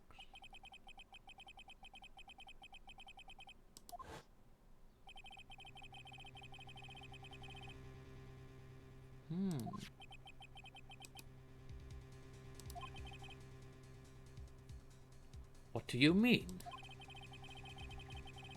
There's no reason for Officer Marshall to open his locker at the time of the crime. Yet he did, despite the chance it might be discovered later, as it has been. Which means he didn't originally plan to open his locker. According to the defense's argument, Officer Jake Marshall dressed up as Detective Goodman at the time of the crime. Then, after the crime was committed, he opened his own locker for some unknown reason. The fact that a white cloth is sticking out of the locker seems to indicate that he opened it in order to put the cloth inside. So, just what exactly is this piece of cloth?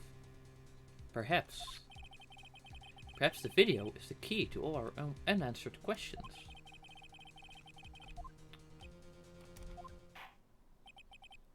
Very well, let's take yet another look at the security tape.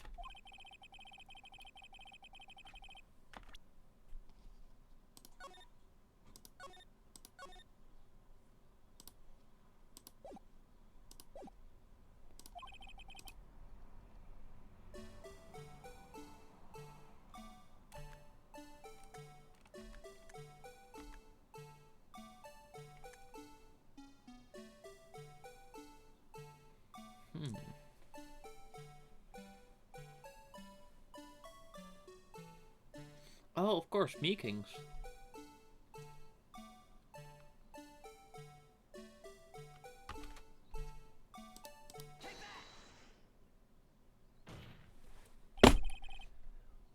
Okay. Alright, partner. You really want to know the reason I had to open my locker? Why? So I could stuff you in there. I'm sure the world would be a better place if you sent off to the boneyard.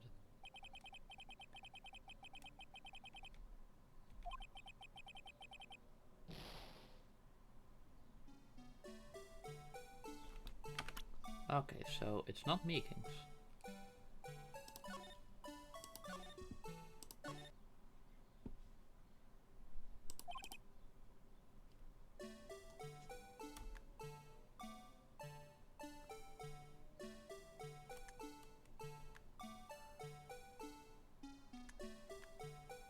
Let's try when Meekings is like actually fighting.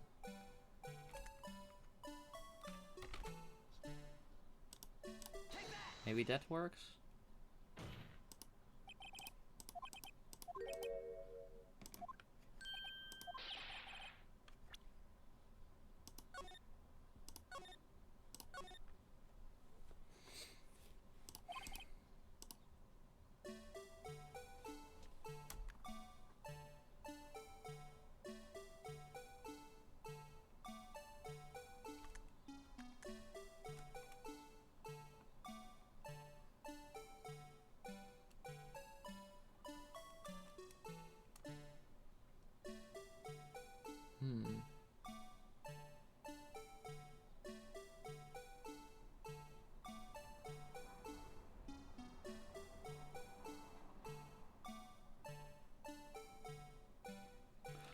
Oh, blood! J.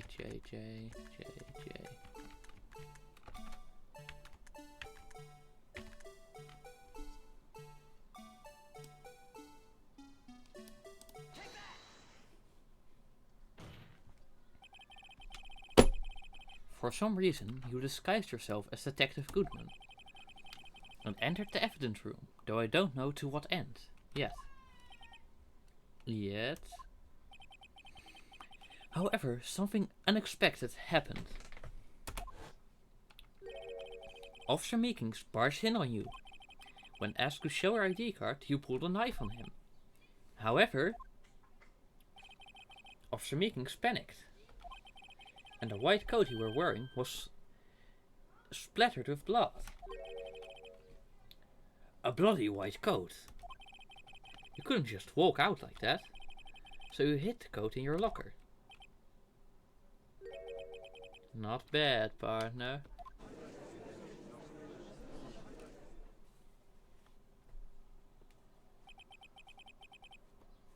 Now then, Officer Marshall. Are you ready to tell us the truth?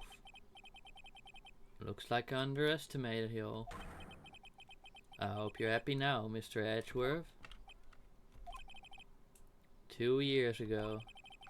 If you were only half as persistent then as you are today, we all wouldn't have to be here now, would we? Officer Marshall, tell the court what you did. All of it. Alright. It seems the time has come.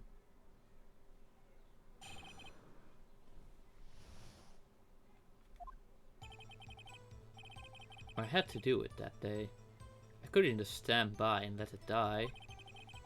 I stole that detective's ID and dressed like him. I planned to take out the evidence. I wasn't expecting Officer Meekings. I knocked him out. I managed to escape. I knew which areas wouldn't be caught on the camera. There wasn't any murder in the evidence room at 5:15. So the supposed victim was really you. But there's one thing I still don't understand. Traces of a large quantity of blood were found on the floor of the evidence room. If no one was murdered, then how could that be? Officer Meekings managed to cut his own hand. My guess is he's the donor.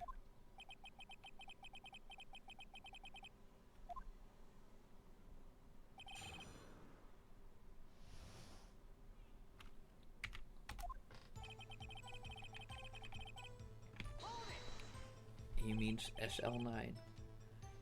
When you say it, you mean...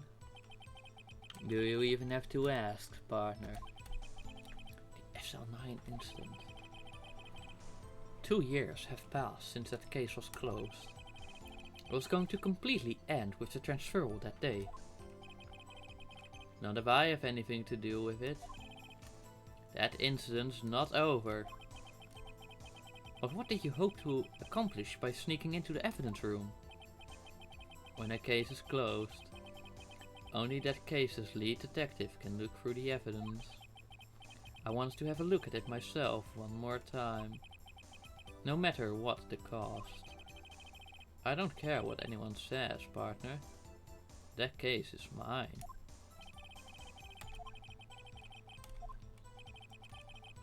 That day was my last chance. That's why I stole the detective's ID and dressed like him. Why did you disguise yourself as Detective Goodman? If I didn't make it look like Goodman was carrying out the evidence transferal, it would have been suspicious. I'd be arrested for stealing evidence, which wouldn't get me anywhere. So you did it to fool the security camera. And the detective's ID card? I stole that the morning of the incident. Ah. I returned his ID card. I left it on the floor in the prosecutor's office parking lot. Ah.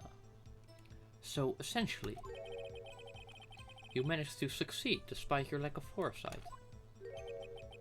What do you mean, partner? I mean the fingerprint activated lock, of course. No matter how well you disguise yourself, you can't change your fingerprints. Under normal circumstances, you wouldn't have been able to open that locker yourself. But he could because a rubber glove just so happened to get stuck inside the door. That means Detective Goodman must have opened the locker before Officer Marshall.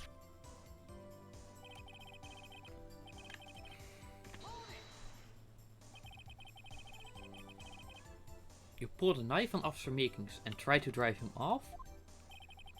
Let's just say I was a little surprised, so I did a little trolling. I only planned on being in the evidence room for no more than 5 minutes. I didn't think anyone would actually come in during that short time.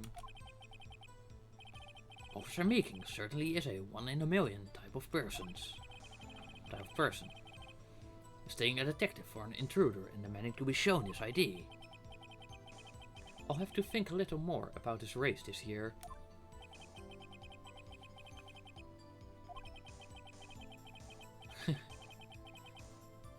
Anyway, he threw himself at me and I ended up cutting him slightly. I'm sorry it had to turn out that way.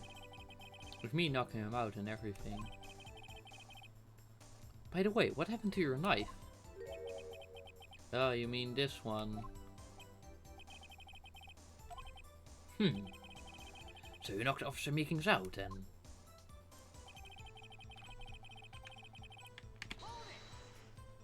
Because the camera. Because you knew the pattern.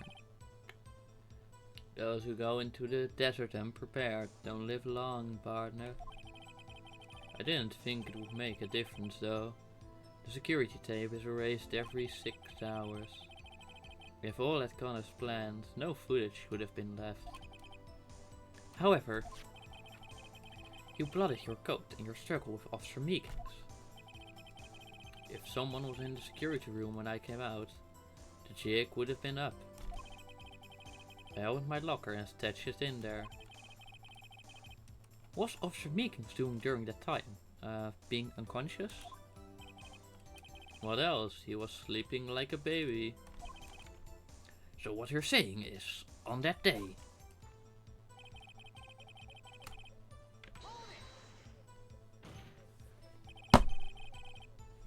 But the blood found at the scene certainly indicates a crime took place. What are you, blind? The victim shown on that tape is me, and I'm not dead yet, partner. So, you stole the evidence from the locker? Actually, no, I didn't. Why not? When I opened the locker, the evidence was already gone. What? Mr. Edgeworth, where is that evidence? It's still missing, Your Honor.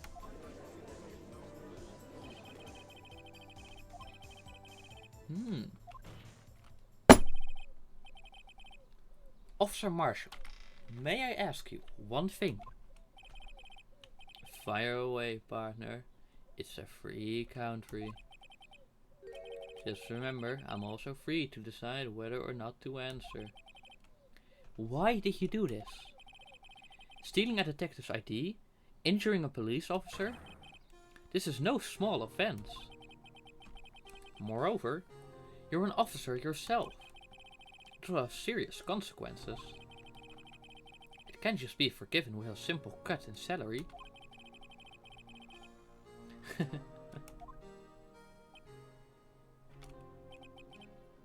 Like I said, this ain't your case. This is mine. And I'll do anything it takes to get an answer I'm satisfied with. The witness has an unusual amount of zeal. Let's hear more. I can't just forget the SO9 incident. Why then?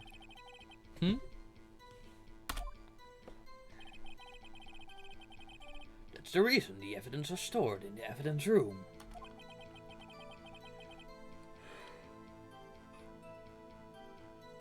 Joe Dark was convicted for his crimes. One thing I can say for sure is he deserved his sentence. I remember the Joe Dark case. It involved serial murders, didn't it? I don't intend to complain about how it turned out, but there's something that still bothers me. Something went down at that trial.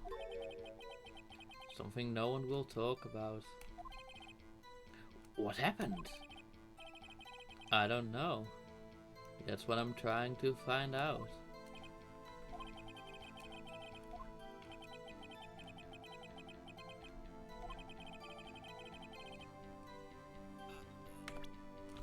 And let's save.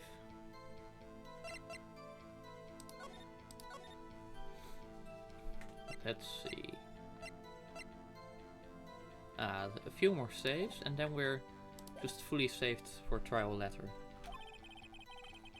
Everyone involved here is related in some way to that case. I'd better take another look at the files.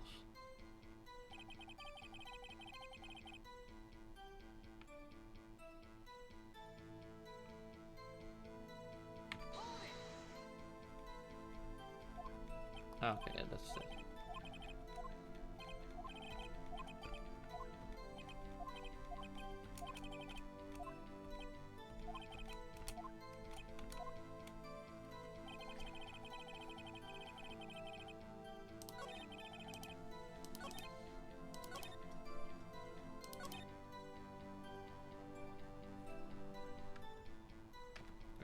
Because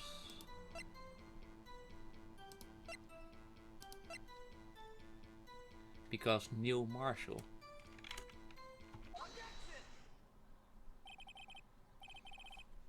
Officer Marshall, I think I understand.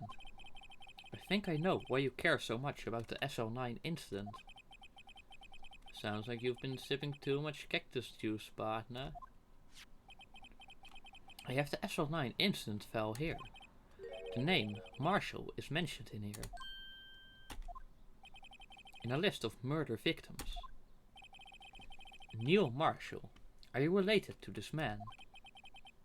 Neil Marshall? Yeah, I'm sure you've heard the name. 2 years ago. He received the same lousy prosecutor award you got. What? A prosecutor? Now I remember. Prosecutor Neil Marshall. He handled the SL9 case before I did. That's right. He was killed. And the case fell into your hands. But what's his relation to you? Brother. Ha! Guessed it. He was my brother. He was investigating the murders with Damon Gant, the then Deputy Chief of Police. The group of detectives I was part of worked under them. We were desperate to prosecute the killer. Joe Dark. My brother fought Dark and was killed. It was the first time Dark left behind any evidence. That was all we needed. But then it's like closed, right? He was arraigned and incarcerated. The case was finally closed. At least according to the public records. What do you mean? My brother couldn't have been killed by Joe Dark. I knew my brother better than anyone. No one could have beaten him in a fight. And that's it. That's your reason for your insane actions. There's more to my brother's death than what the records say. No matter how much you try to hide it, you can't fool me. Well, at least one thing's for certain. Now we know what happened at the police department on the day of the crime. That was the last day the SL9 incident case could be reopened. Not satisfied with its resolution, Officer Marshall planned to steal the evidence. Disguising himself as Detective Goodman, he entered the evidence room. Officer Meekins confronted him, so he rendered him unconscious and fled. Yes, this mystery has finally been cleared up. No murder took place at the police department that day.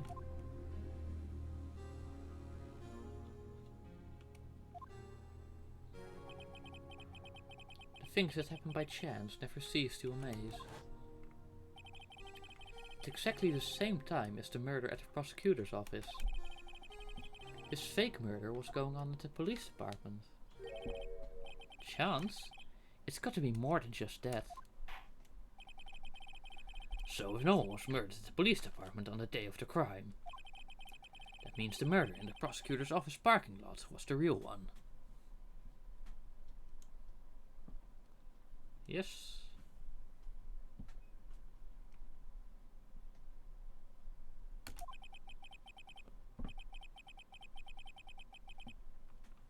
And then we get back to this.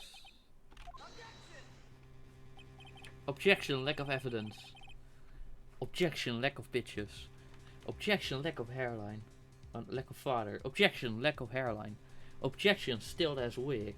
Objection.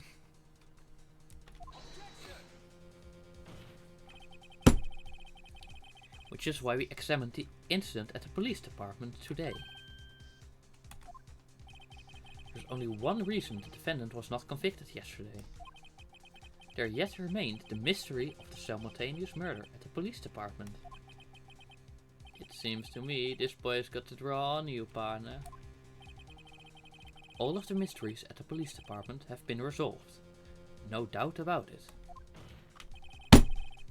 Our sole murder took place at the prosecutor's office.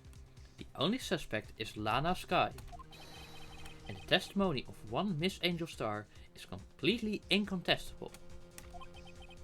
If you have a response, make it a single word or less.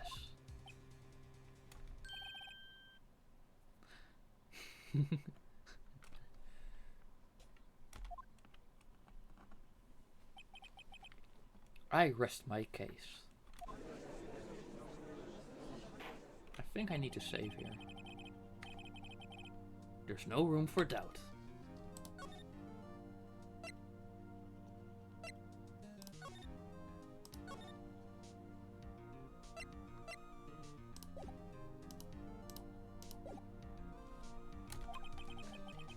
Well done, Mr. Wright.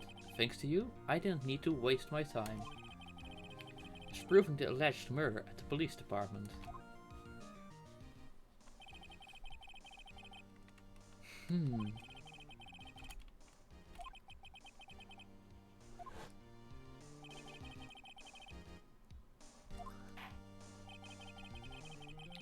Now then, the time for the verdict has arrived.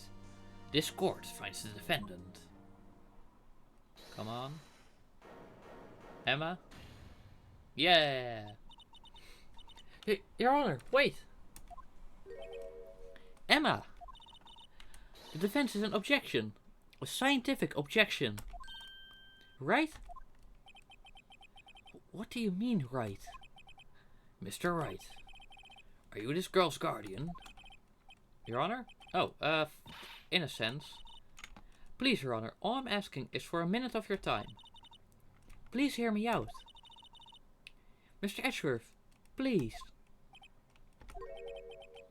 I don't want to leave any loose ends. You want a minute? I'll give you 3.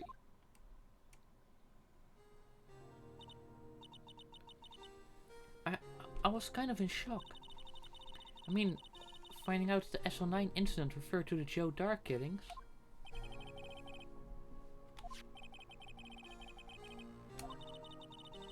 But that's when I figured it out. I mean, what Officer Marshall was trying to do that day. So I knew his fingerprint had nothing to do with the crime. It left only one thing. The other handprint. You mean the traces of blood found on Gumshoe's locker? But no fingerprints were found on it, right? No, but I figured if I examined it scientifically, I'd be sure to find a clue. So I ran over there and looked at it again. So? Did you find something? No. Sorry, I guess I'm not much of a scientific investigator after all. If you have nothing to say, then why did you... is that all? Please don't be mad, I'm just a high school student. And I'm just an attorney, trying to solve this case. But Mr. Wright, those traces of blood are the only clue we have. If you can't find something wrong with them... Please, Mr. Wright, you're a professional. If anyone can save Lana, it's you. Me? Oh boy. Time's up. Now then, Mr. Wright.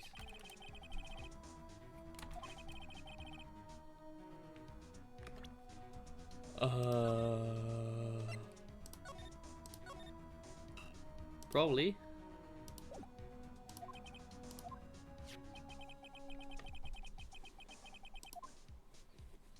Yes.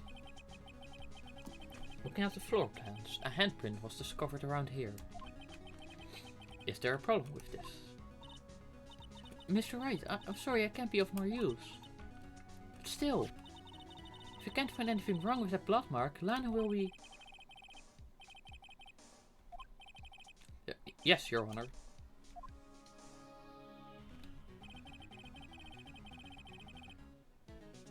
Yes.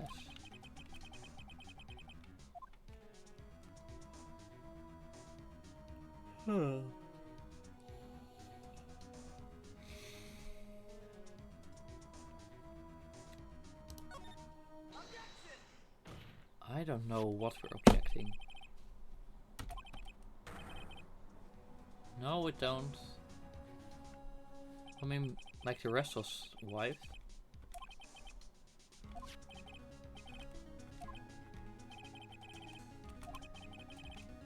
Take a good look at these floor plans. Something is missing. Missing? You mean something hasn't been drawn on here? Yes, something that, when drawn, will completely change the meaning of the blood mark. Let us pray the defense isn't simply trying to buy time. Very well, Mr. Wright.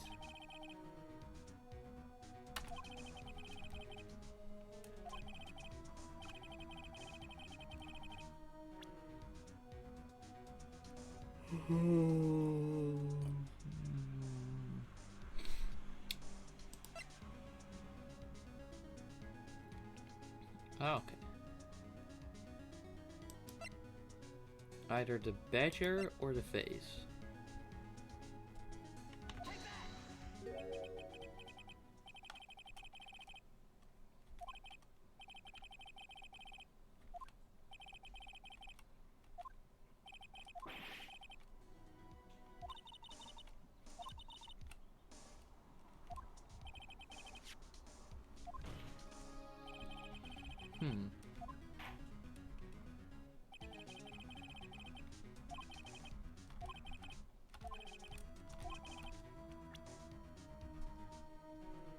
Okay, good.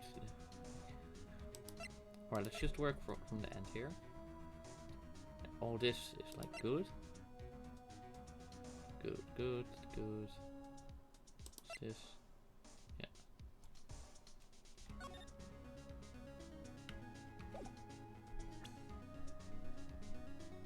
Alright.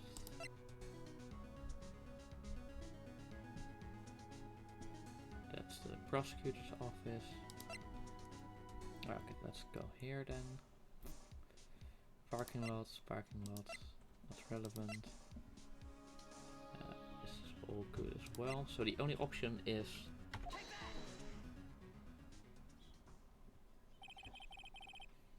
what about that piece of plywood? The Blue Badger, mascot of the police force. Defender of truth, guardian of proof. Explain yourself, Mr. Wright. Please look at the floor plans of the crime scene. The Blue Badger is not here. So watch what happens when we put him in. This is where he was dancing at the time of the crime. Well, what? That's right. As long as the Blue Badger is dancing here, it would be impossible to place a handprint at the spot on the locker. What? Oh yeah, about that. Oops. What exactly does that mean? It means it can't be done. What are you saying? Blood traces were undeniably found on that locker. Don't look at me, I didn't put it there. Mr. Wright, think it through scientifically. Emma, shut the fuck up.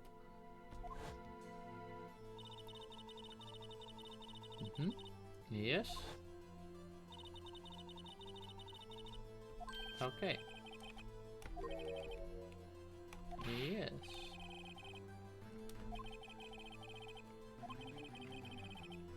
So yeah. Blood was spilled not once, but twice. But how? One time was captured on this tape, taken by the security camera. Officer Meekings cut his hand, from which a trivial amount of blood fell. The problem is, the other time.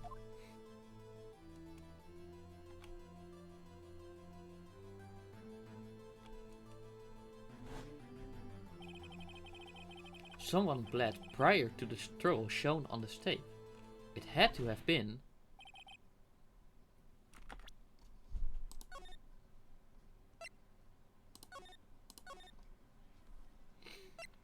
And there, just fully from like this part of this day of trial.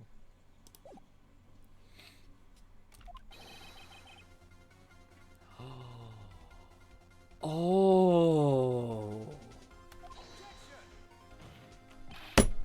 That's ridiculous. I refuse to accept your absurd claim. The murder portrayed in the security tape has been proven to be a fake. However, that does not explain the blood mark found on the locker. So then, assuming this murder you purport really happened, when did it take place? I demand you show evidence that proves when it occurred.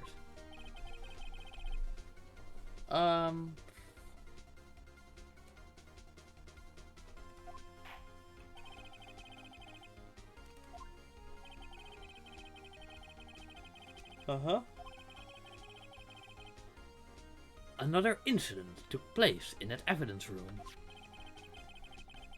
That's right, the blood mark on the locker proves this.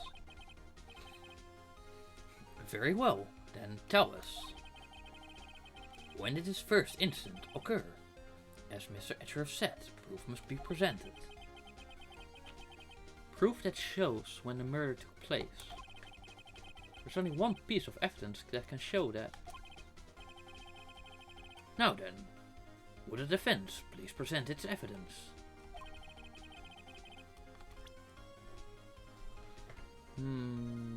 The record?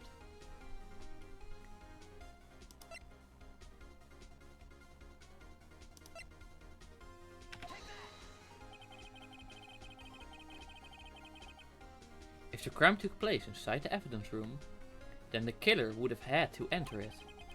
And in order to do so, an ID card would have been required. An ID card? Oh, the ID card record! Officer Meekins brought the blue badger panel into the evidence room at 4:50. If the crime took place before that time, then it would be 4:40 p.m. Ah! Edgeworth? Mouse Edgeworth! Just what have you done? I never would have figured you'd had the nerve, boy. Drop the act, witness. It doesn't take a lot of thought to figure out it couldn't have been me. Nope, I ain't getting it. I'm afraid I don't understand either. It's clear from the luminol test that blood was there. However, when the second crime took place, both Officer Meekins and Officer Marshall failed to notice the blood.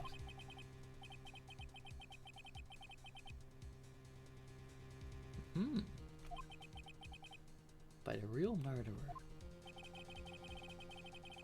I would have had just 10 minutes to murder the victim, carry his body away, and clean up the blood. Unfortunately, that's physically impossible. That would mean the crime must have taken place before Mr. Edgeworth entered the evidence room. And let me guess, 7777 777 must be Damon Gant, is what I'm guessing. Because I guess that in just desperation to catch the killer, to stop him from killing more and just get him behind lock, they killed another one. They killed an officer, which should have been able to get them to put the serial killer away. You know, like sacrifice one life to save a few. I think that's what happened. And Goodman was about to fess up. Talk about a lucky number. But wait, that doesn't make sense. How could Detective Goodman have entered the evidence room? Yes. That's the only plausible explanation. He went in with 7777777. Mr. Edgeworth, please look into this ASAP. Find out whose ID number is 7777777777. That's 1 7 too many, Your Honor. Unfortunately, I'm unable to look up the owner of that ID card. At least at present. What? Explain yourself, sonny boy. The ID number 7777777 belongs to someone with a rank of captain or higher. Someone who is a so-called executive officer. We don't have the authority to inquire into such a person's identity. But that's ridiculous. Just how? I'm not finished talking, Mr. Wright. There is one situation in which he can be granted such authority. If an official charge filed against an executive is accepted. An official charge? You're all alike, aren't you? Your cover-ups and your forgeries. That's how the prosecutor's office operates. I take pride in my work, Officer Marshal. I would appreciate it if you would keep your slander to yourself. Slander, is it? Okay.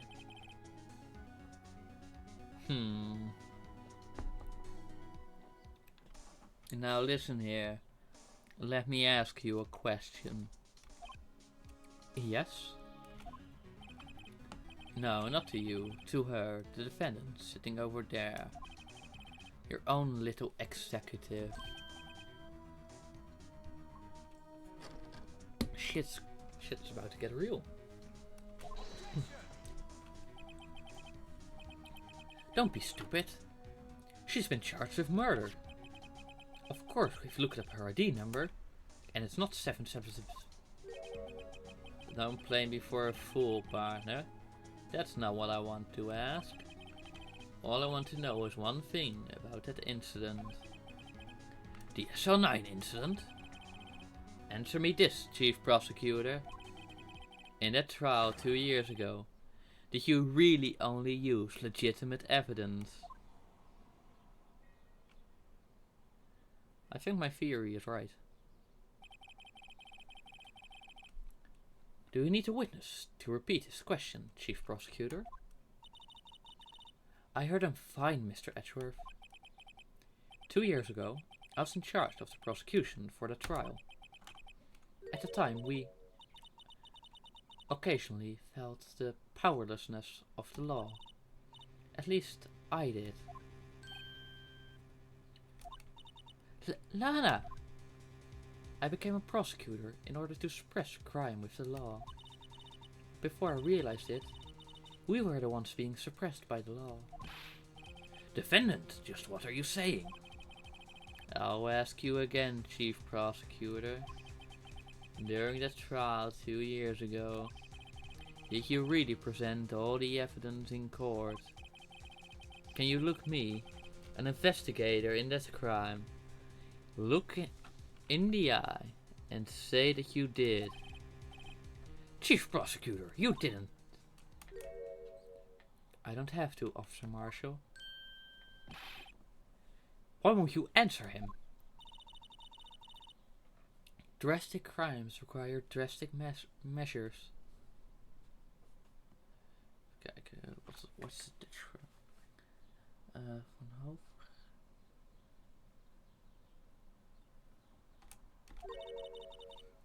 That's just the way it is. We did what we had to in order for him to get the verdict he deserved. But Lena!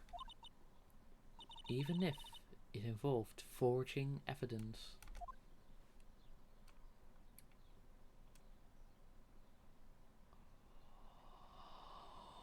Ooh. See? That's what I'm talking about. No. No! Order, order, order, order!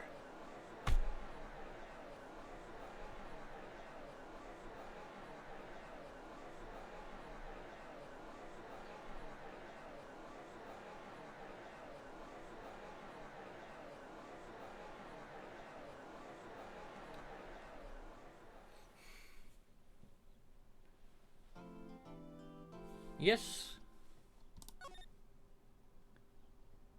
Oh wow, we just perfectly filled it in and then we managed to finish it. Oh, that's nice.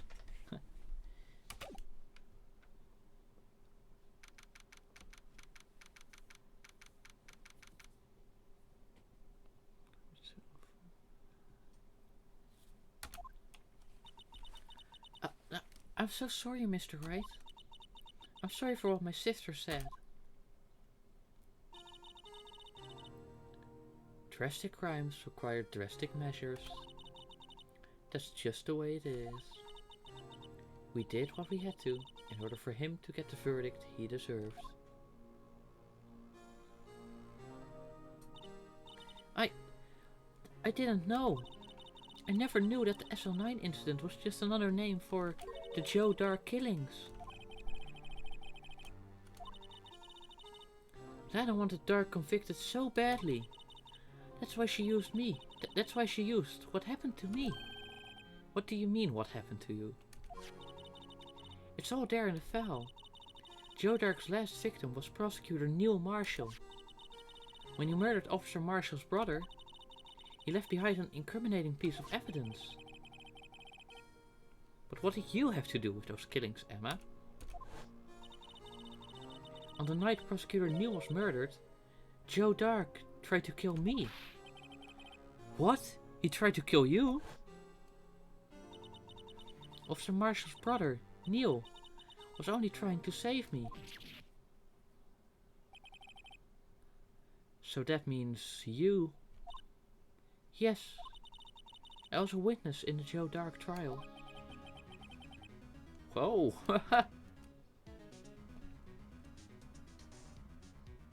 Wow, that's wild.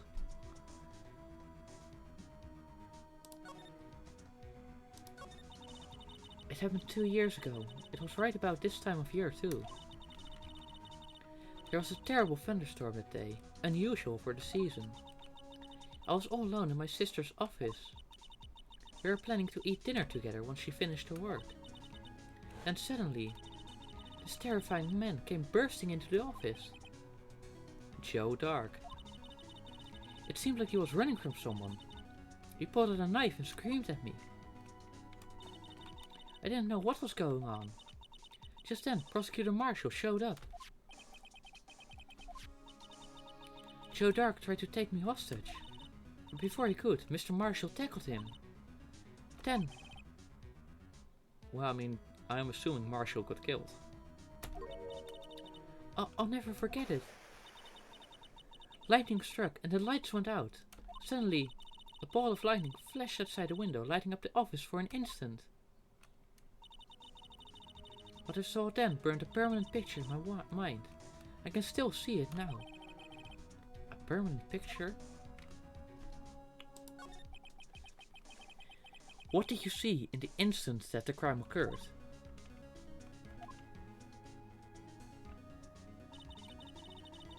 Dark knocked down Mr. Marshall and raised his knife. Oh. I don't remember what happened after that. Apparently I passed out. When I came to, Lana was cradling me in her arms. Oh, poor Emma, you've been through so much.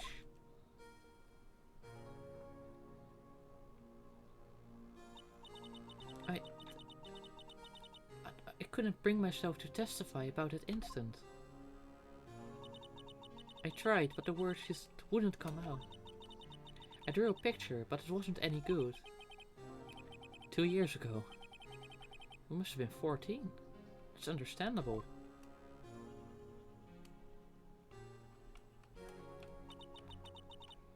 Once it was all over, I made up my mind. I decided that when I grew up, I'd become a scientific investigator. I wanted to be able to fight crime with my testimonies and find the evidence to make an airtight case. This way, Lana would never have to forge any. I see.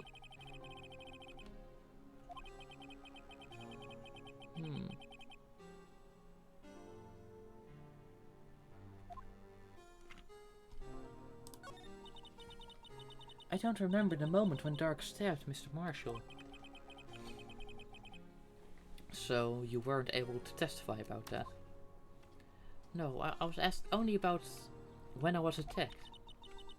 That must be why she made up the crime. Made it up? You mean provided bogus evidence? The prosecutor's office wanted that guilty verdict so badly. Lana forged the evidence, and Mr. Edgeworth used it. Edgeworth? Yes, and I'm sure he didn't know anything about it. He couldn't have known he was being given false evidence. Even so, that's when it all started. The rumors about Mr. Edgeworth, I mean. It's all my fault. If I could have just testified properly, none of this would have happened. Even though he may not have used it, Edgeworth really was involved in falsifying evidence. After that case ended, Lana was never the same. She became cold, like she is today. It's not puzzling. There's something that's puzzling me, Emma. What is it? You said you were in Lana's office at the time, right? That's right. Why then would the serial killer come running in there? Not only that, but he was being chased by a prosecutor? Oh, there's no mystery there.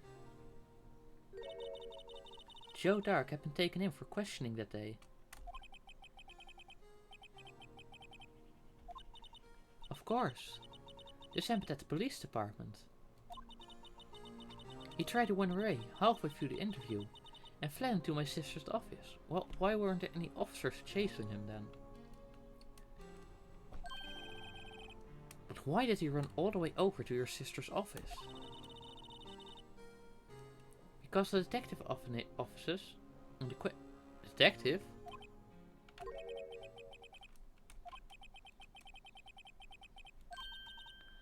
No, silly, didn't I tell you?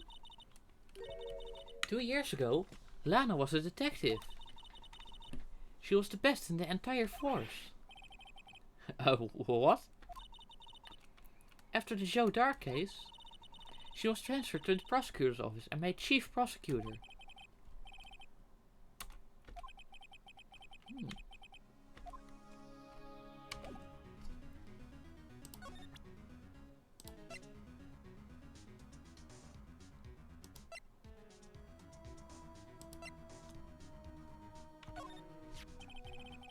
It seems everything is somehow related to this incident. What was it labeled again? The SL9 incident? Yes, the name of everyone connected to this trial is listed in here. All that's left is to figure out just what role everyone plays in this case. If you search hard enough, I think we'll find our answers. What exactly did or didn't Lana do? I'm not sure I want to know everything.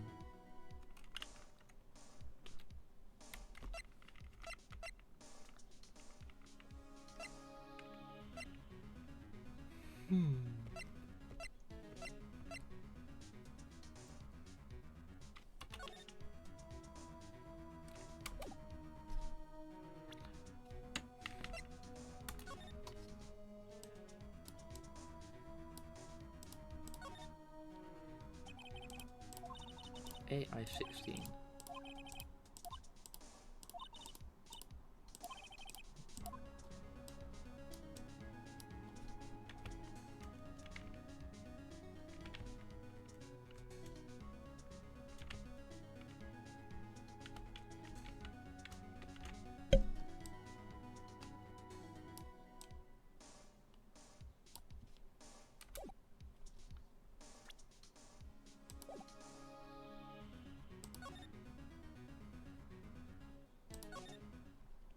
Alright, what's going on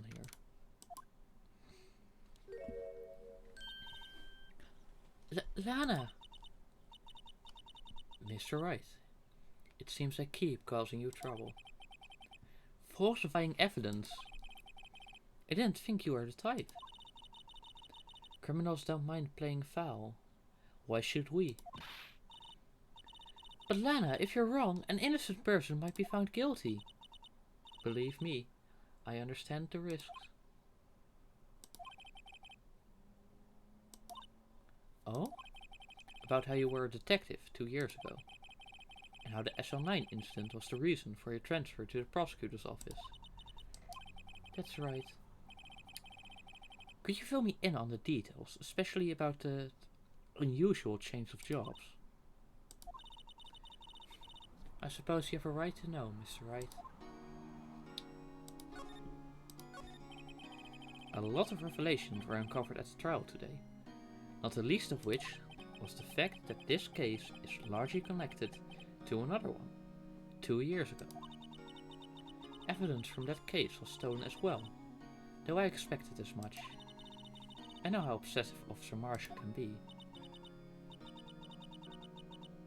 It really wasn't fair, was it? I believed in you, Lana. I believed that no matter what happened, you'd always stick to the truth. It couldn't be helped, Emma. At the trial 2 years ago, I sold my soul.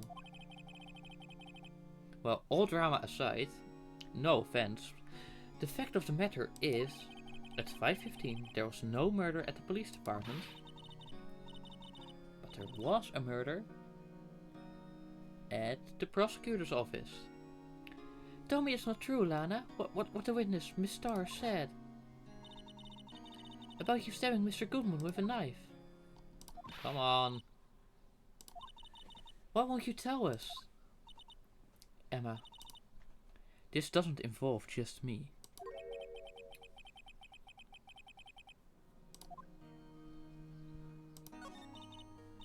It's true, I was a member of the police force 2 years ago. She was amazing. They still talk about all the cases she and Chief Gant cracked together. Chief Gant? He was the deputy chief of police back then, but he still worked the crime scenes. The Mon Gant. He was everything I aspired to be. They were the best team ever. They solved crimes before the reports could even be filed.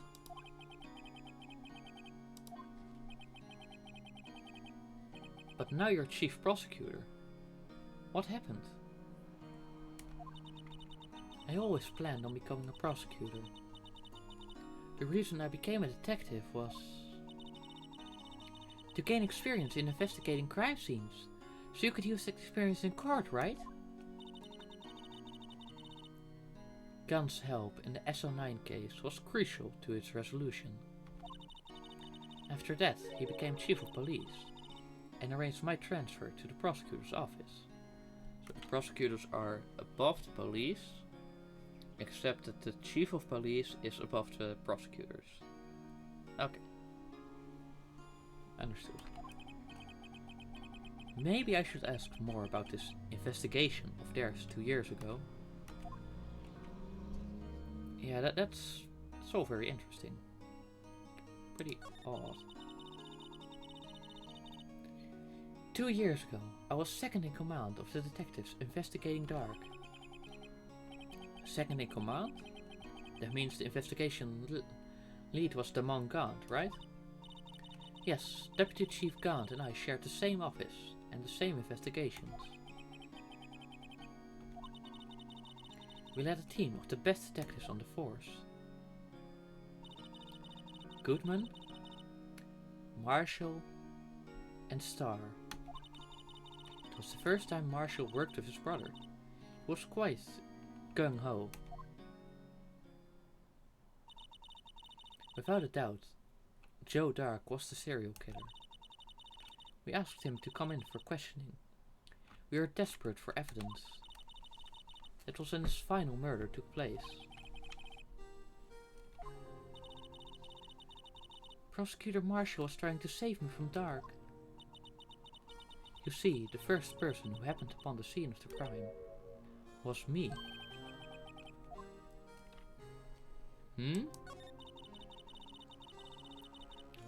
Damon Gant and Neil Marshall were the ones questioning Dark that day.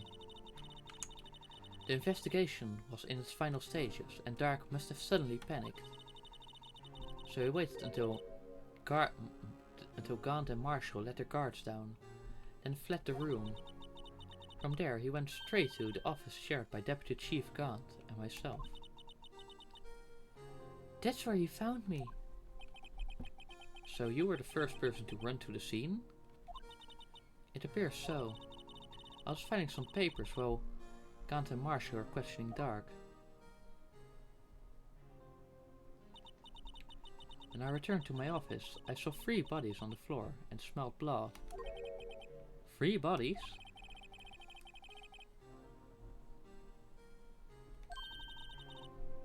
Yes. During the struggle, it seems Mr. Marshall struck a final blow before he died. Joe Dark had incurred a minor concussion and lay unconscious. What did you do?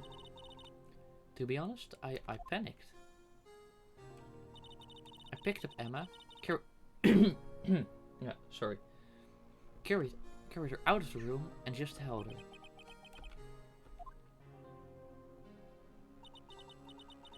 After that, I placed Dark under immediate arrest.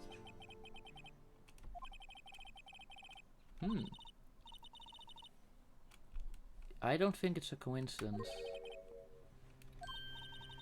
Well, what are you saying? There's no way everyone involved in this trial was also involved in that incident. Just by chance. But that case was solved 2 years ago. At least one person went to extremes because they didn't believe it was truly solved. Officer Marshall. Yes, his actions came as a surprise to me as well. Ever since his brother died, he's changed completely. I guess he wasn't convinced with the ruling against Joe Dark. Life doesn't end with the closing of a case. Everyone has to live the rest of their lives. Their lives with the memories. That case just might not be over yet. Emma was assaulted by Dark at the police department, right? Yes, in the office that the monk Gaunt and I shared. The office that Mr. Gaunt now occupies by himself. The chief's office. It's just weird that, like, Gaunt wasn't there, don't you think?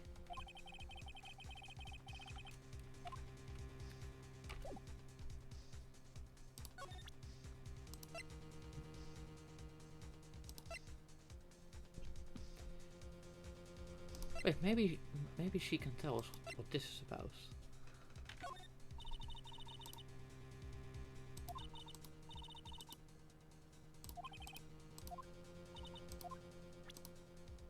Okay. How about the case files?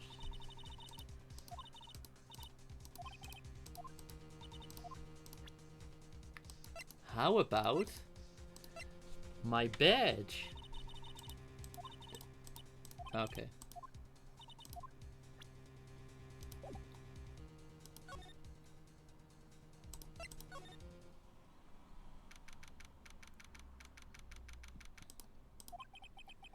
I don't see Detective Gumshoe anywhere. Things seem kinda quiet around here today. You're right. Why don't we go look for some other people to talk to? Right, we can come back here later. How are you doing? Working on your novel?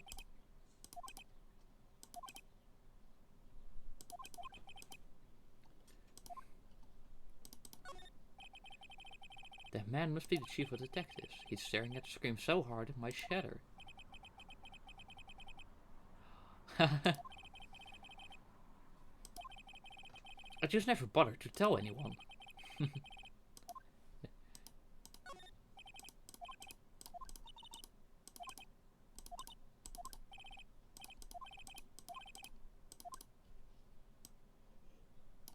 Poster.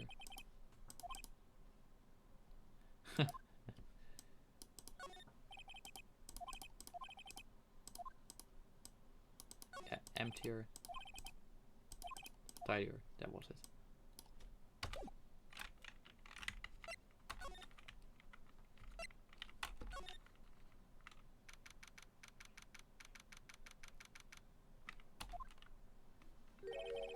Howdy, Bambina. Oh, Mr. Marshall. I never thought things turned out this way when I woke up this morning. Que Sarah, Sarah. You never know where life will lead you, eh, Bambina? I should have known my luck had ran out when old Billy dried up this morning. Say, where are you headed? Just over to the prosecutor's office for a little interrogation. It's a voluntary appearance, but we all know I won't be coming back.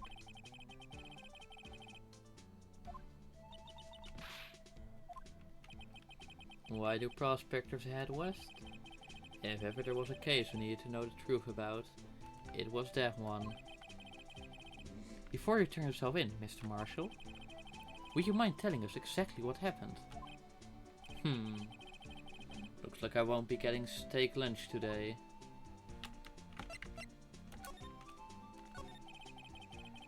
Something was fishy about the trial from the beginning. It wasn't just me either. All the detectives thought so. What do you mean, fishy? Some of the facts reported were inconsistent with the evidence we found. For example, the murder weapon. The murder weapon? You mean the switchblade knife with the broken tip? That was Joe Dark's, alright. But in the initial autopsy report, a question was raised. A question? The blade of the knife was not a perfect match with the wound the victim sustained. What does that mean? It means there's a good chance that the knife was not the murder weapon.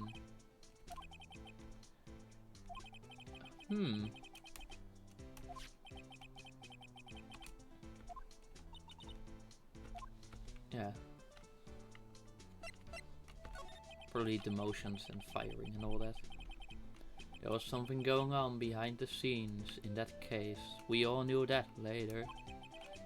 Every detective involved in that investigation, save one, was taken care of.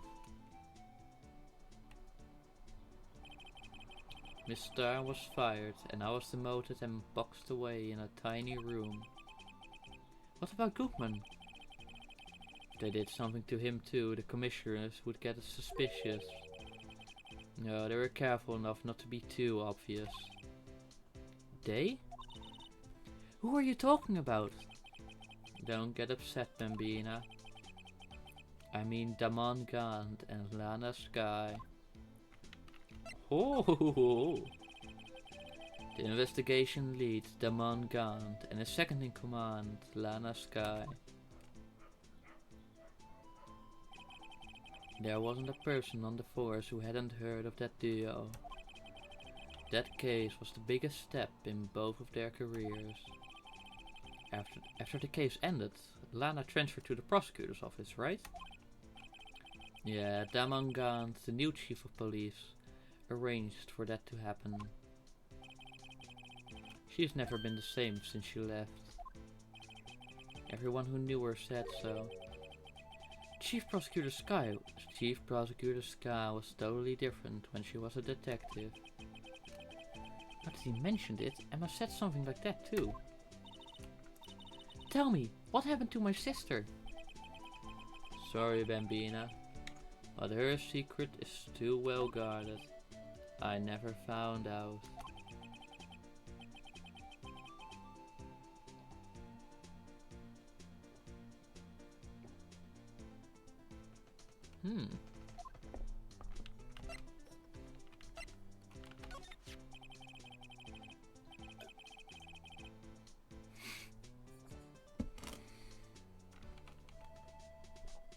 I mean, you look marginally... No, you don't even really look better than him. So, sorry, buddy.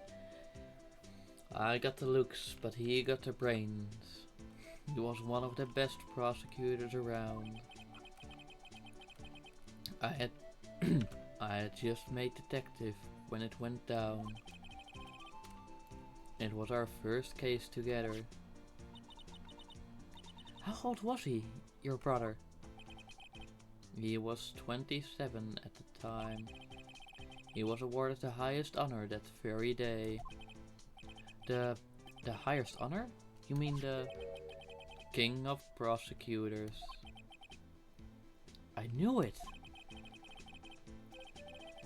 What are you looking at me like that for? It's an honor for a prosecutor. The day the SL9 incident took place, that wasn't the same day as... That's right. It was the day of the evidence transfer... Wow! Wow! So much overlap between all these cases. Interesting. Even the fake case. It was drizzling that morning, and by nightfall there was thunder. I can't believe 2 years have gone by already. I tried to steal the evidence so the case wouldn't die. Yep.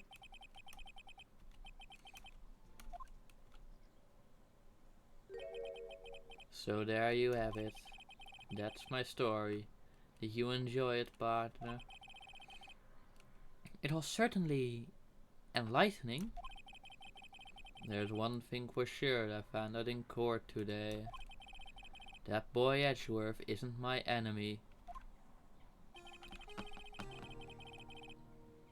He was the one who used falsified evidence to get a guilty verdict. But someone else was the one who gave him that evidence and planned everything. That someone is Damon Gant.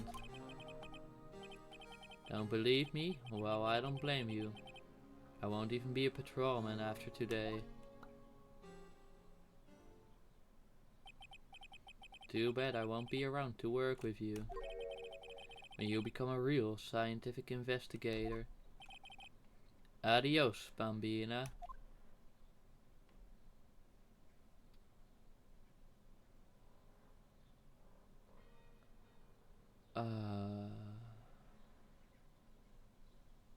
Well, that was something.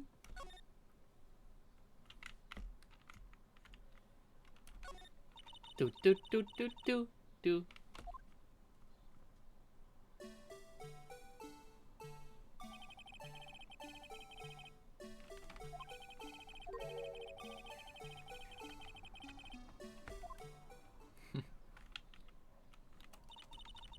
Yes, yes you can.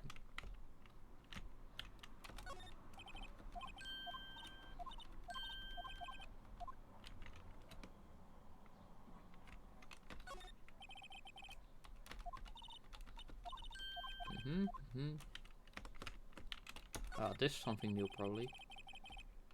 He must be a detective. So I kept it loud, right? Now you know what he says? What are you, a moron? I'm an undercover agent. Oh man, I hate it when that happens.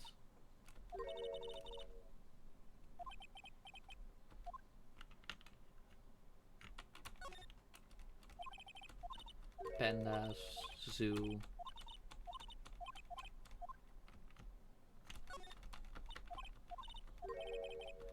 No, probably not. Most families can find out without the extra help.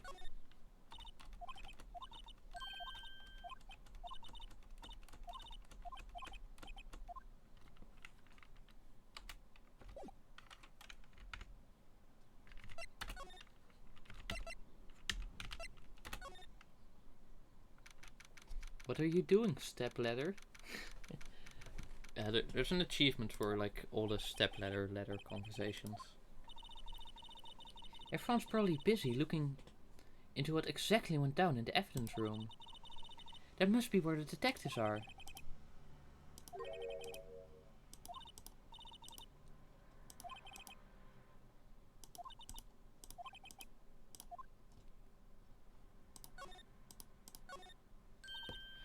Aha, a letter. Actually, that's a stepladder. Nerd emoji.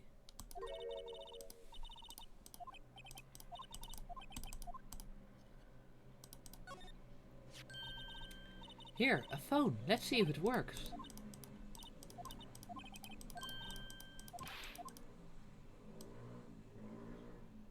door. How shocking.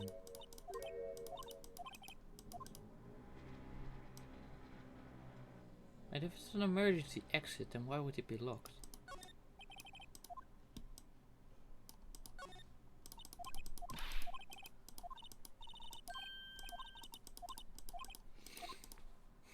Yes, I'm not so sure Emma will become an investigator.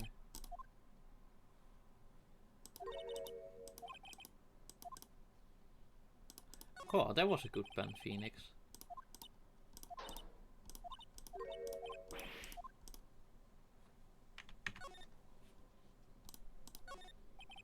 B block. And ouch. Yep.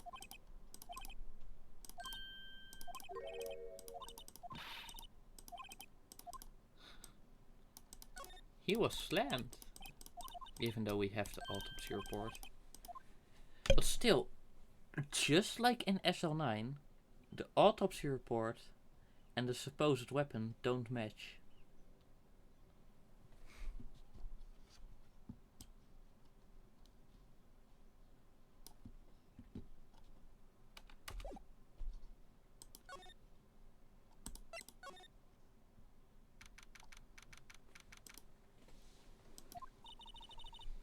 Mr. Ashworth isn't here. Maybe he's being questioned by an inquiry committee. He took a real beating in court today. Yeah, with Lana admitting to falsifying evidence 2 years ago. I guess we'll just have to come back later.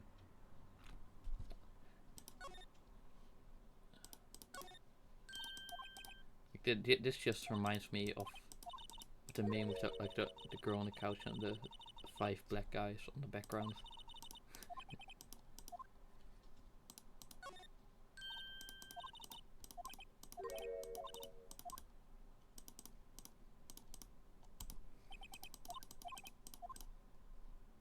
One, two, three, four. Ah, almost matches up.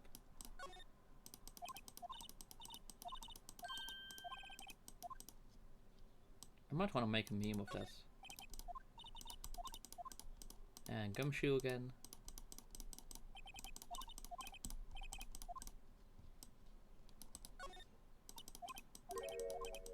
Wendy. Oh, is that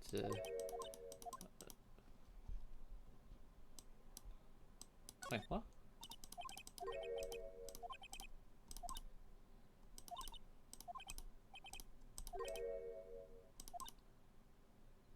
Yes, it probably was. Or maybe just new cards.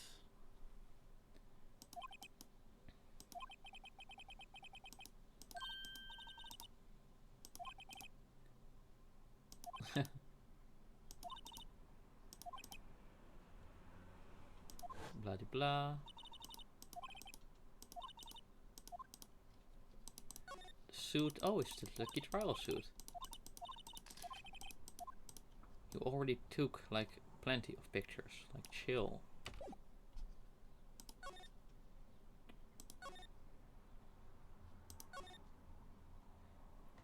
Where haven't we?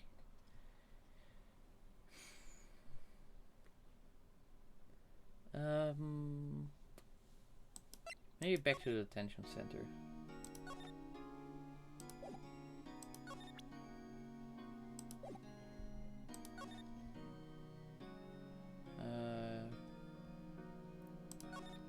Right and Co.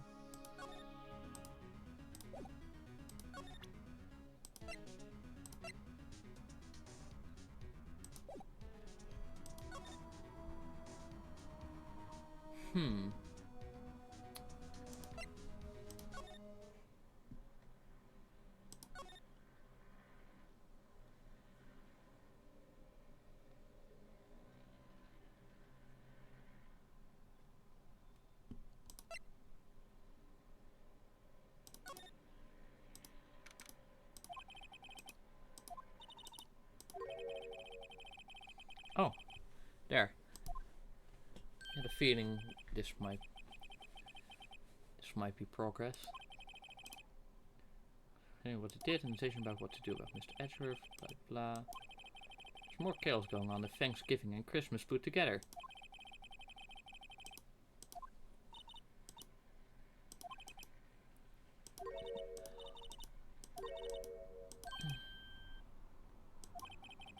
Shut up.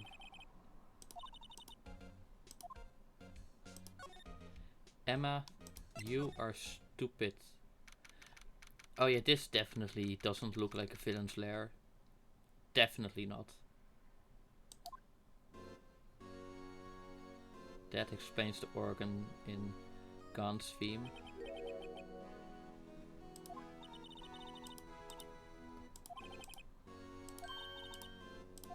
No, don't. I thought I was a genius until they tried teaching me notes.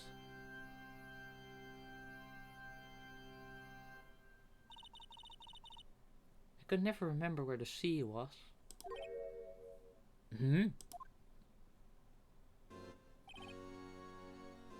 Oh, it's you two. Chief Gant. He put a paper he was reading in his desk. So, righto, have you been swimming lately? No, I haven't. I've been kind of busy lately. I can appreciate that. I've had my hands full too with Mr. Marshall's misconduct and Lana's provocative statement. Provocative statement? Oh, you mean about the forged evidence? 2 years have passed since that incident. My, how time flies. See that big picture on the wall over there? That's a picture of Lana, Neil and me. So this is Mr. Marshall's brother, Prosecutor Neil Marshall. We took it to commemorate our work together. Something's not right with this picture. The vase! Look! Look!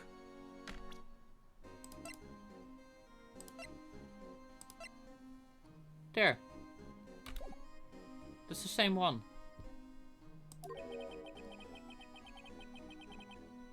I can't seem to put my finger on it though.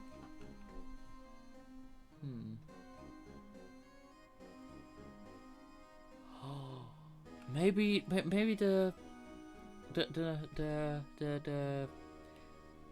the blade here from the statue was actually used.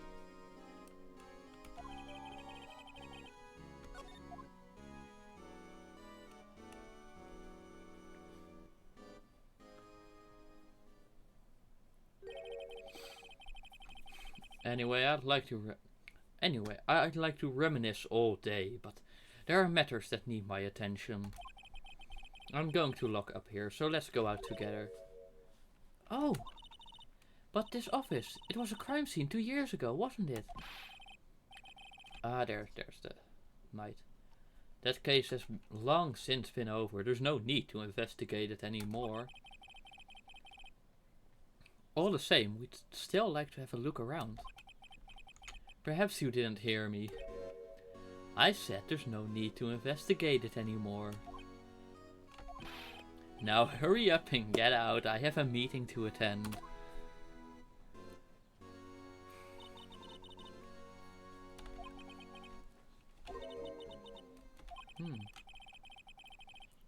Chief Gant denied a request to search the crime scene. It means there must be a reason he doesn't want us looking around in there. You mean like a clue? There's got to be a way we can get inside the chief's office.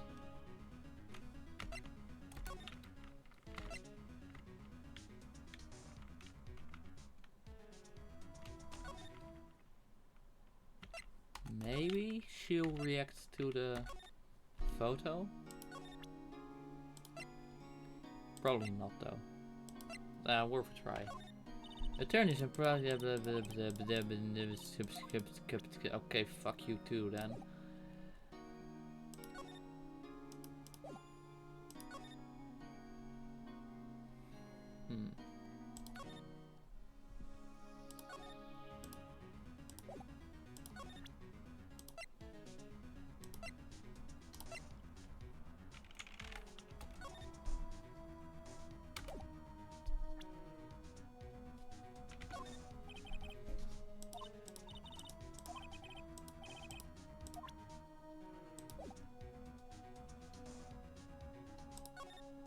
Okay, nothing here.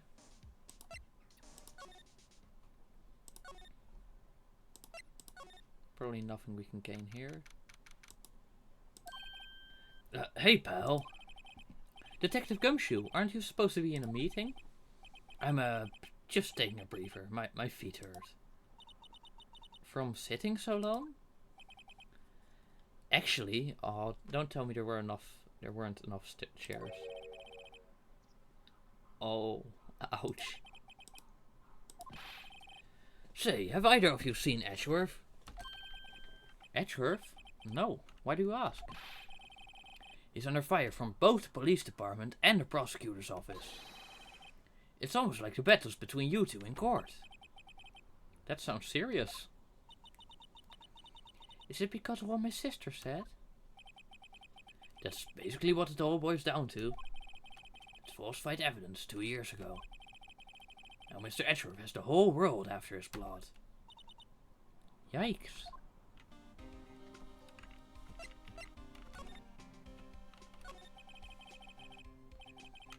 But why would Edgeworth be blamed? It's not like he knew the evidence was forged. And the Sky is the guilty party here, isn't she? Regardless, a prosecutor is responsible for the evidence they present in court. Not only that, but as you know, there have been a lot of rumors going around about Mr. Edgeworth. His amazing talent as a prosecutor has kept him safe from those who don't like him. But now, with this... Are there really so many people who hate him? In our world, only those with talent rise to the top. Mr. Edgeworth not only has that, but he's young. There's no better recipe I know of for making enemies. Hey, Dick! Keep it a good work. Yes, sir! Let's go out for lunch again sometime. My treat. Yes, sir! You gotta take me to the joint sometime, okay, Dick? Yes. Seems you don't have any problems with enemies. Yeah, well, I'm careful not to stick out. Anyway, I'm a bit worried about him. Under all this pressure, I'm afraid Mr. Edgeworth just might crack. Actually, I took a look at the file earlier while the coffee was brewing.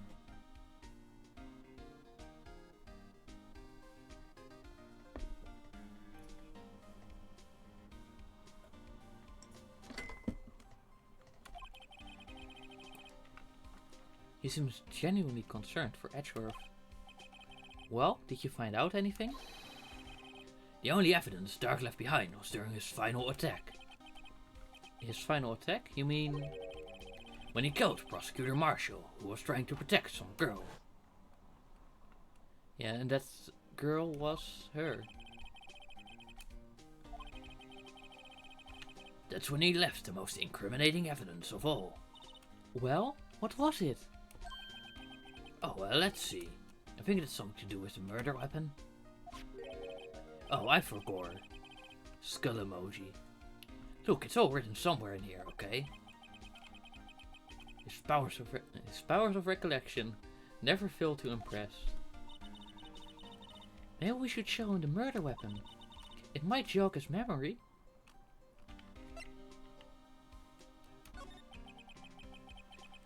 Joe Dark was 42 at the time of the crime. He was just your run-of-the-mill businessman. A businessman? What made him take to serial killing? One day, on his way home from work, he hit someone with his car. With his car? So it was an accident? An accident, yes. But it transformed him into an animal. An animal? He killed a man that wins the accident.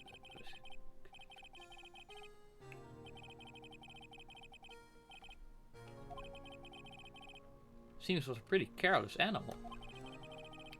Of course, this is all conjecture. It was the single shred of evidence.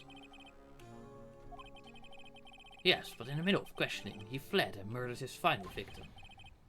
Prosecutor Marshall. That crime was witnessed by someone too, but luckily Dark was arrested on the spot. It's a good thing that last witness wasn't killed. That last witness? AKA Emma. Alright, how about... I'm an attorney!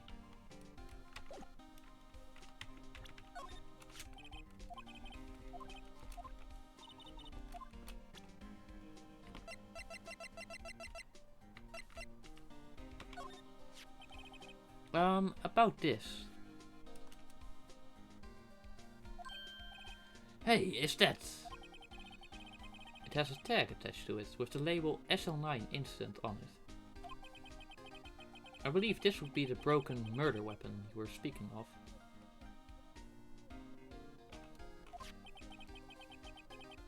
What are you doing with that? Ever since the case was closed, that knife's been locked away in a locker.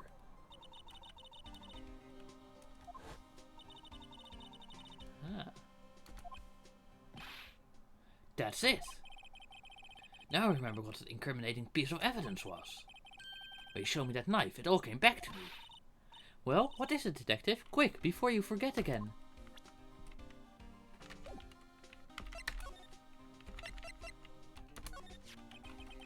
This knife, it was Joe Dark's, wasn't it?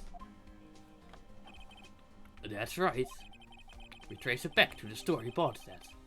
Plus it had his fingerprints on it too. But no one actually witnessed him using it to murder anyone, right? That's where his luck ran out. We'll take a good look at the knife. You'll see it's broken. You don't have to take a good look to notice that. Yeah, well anyway. Take a guess where the broken off tip of the knife was found. In his pocket? In his car? That's what did him in. Where was it? The victim, Neil Marshall, was carrying it. Inside his own body.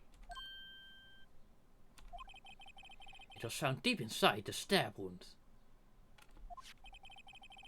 Did it match Dark's knife? You bet.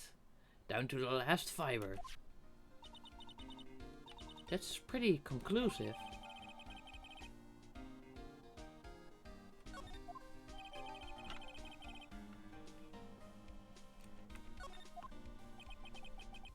Well, there you have it in a nutshell. That's all I know. Can I ask you one more thing? What is it? If it's money you need, you should ask Chief Gant. It's not money, but it does concern the chief. His office is a crime scene, right? It's where Prosecutor Neil Marshall was murdered. The chief's out now and his office is locked, but we'd like to have a look around if that's okay. Well, any detective's ID card can unlock the door. What? Really? But if I let a civilian in there, I'd be charged with breach of trust. Breach of trust? Simply put, I'd be canned. Oh. Sorry, pal. I don't plan on getting fired because of you. How about this ID card? It was the... Data was deleted the day he died. Ah.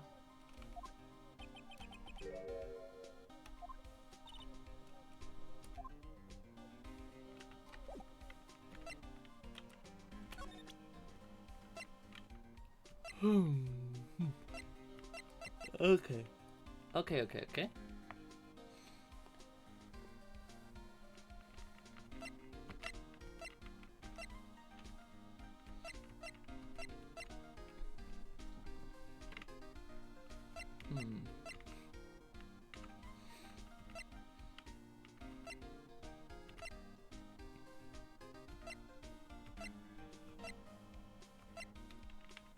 I wonder what could...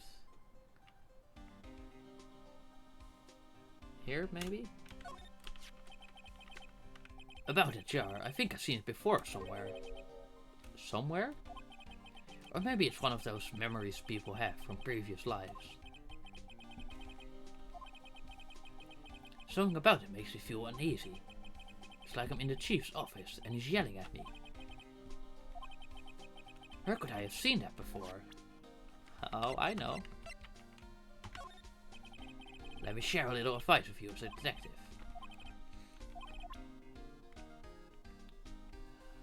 Okay.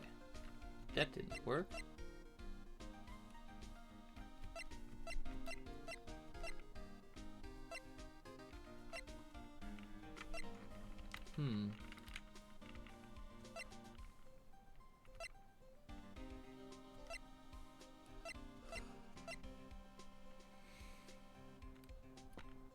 Interesting. Well, maybe you can tell us more.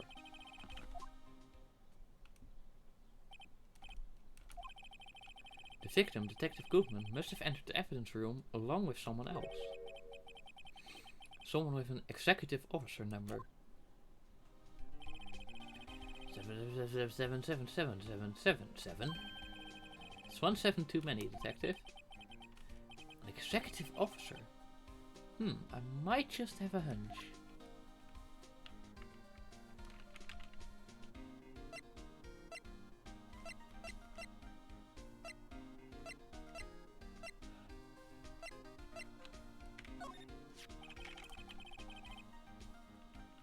This guy almost made us lose the case today. What are you talking about? He was guarding the bloodstain on the evidence locker with his life. It's more than you can say about most officers nowadays. It would have saved us a lot of trouble if he hadn't guarded it so well.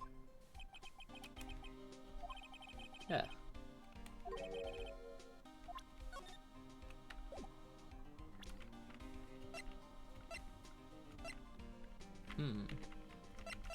Maybe the king of prosecutors. Hey, that's it. The king of prosecutors, yeah.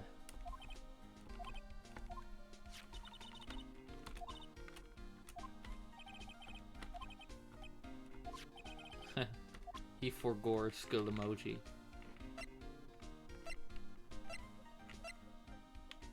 So I love how this just makes it look like he's crying.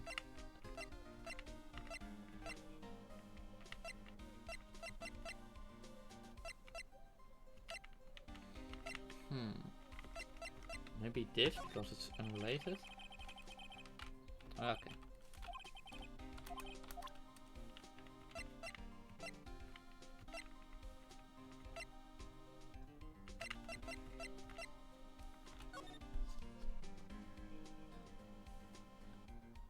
Hey, the time frame matches the current case.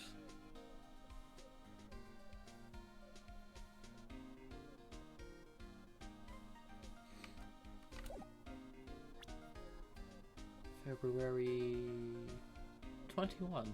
Huh. So just 2 days off. Wait, no, that... Yeah. Yeah, no, okay, that matches, yeah.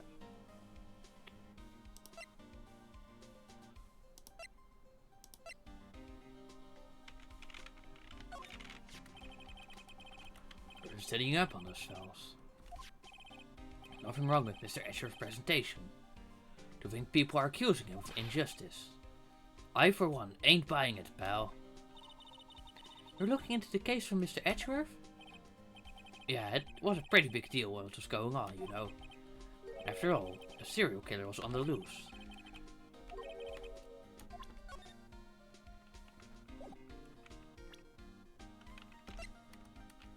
What do you think of this?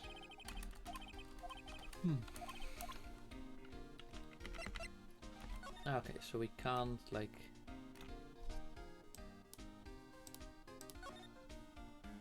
Yeah, blood splatters. Hard to make out, they're obvious as anything.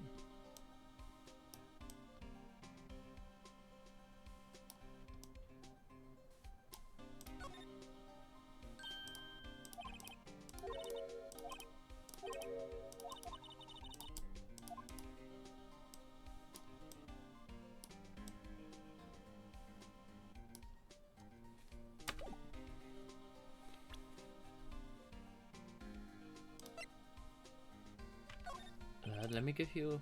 I can't believe Officer Marshall would do something like that. Of course I do. He was like a mentor to me. When I first started out, he even gave me a small cactus. It died.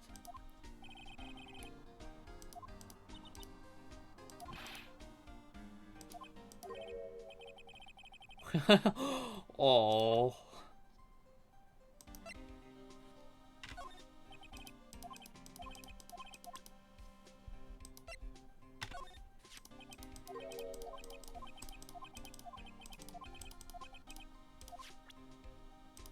Oh, here you could have seen it.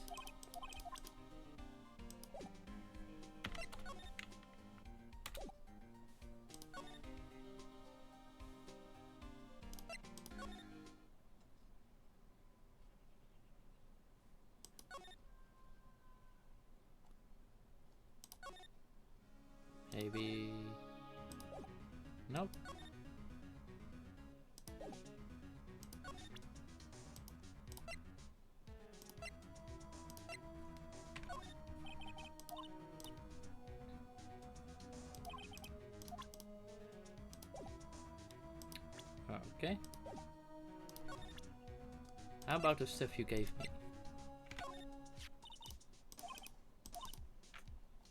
$10 per gram?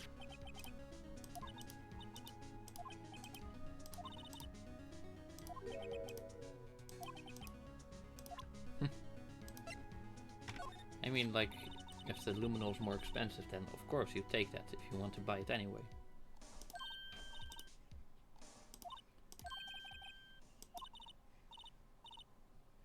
What?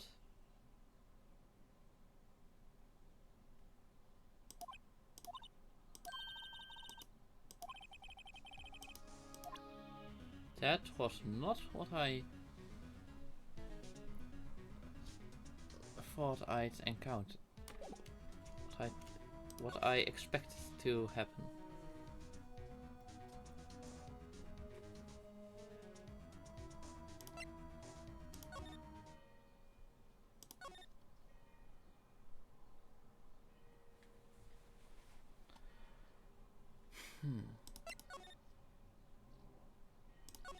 Well, let's see if Edgy Boy is here.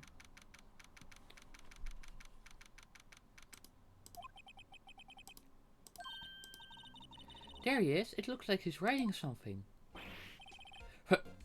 What are you doing here? Tough day in court, huh? I've had to live the past 2 years with rumors flying around. What's another allegation to me? Cheer up, Mr. Edgeworth. I'm rooting for you. That's Edgeworth for you. Always trying to hide his real feelings. Always trying to hide his real feelings. So, what do you want? Unlike some people, I don't have all day.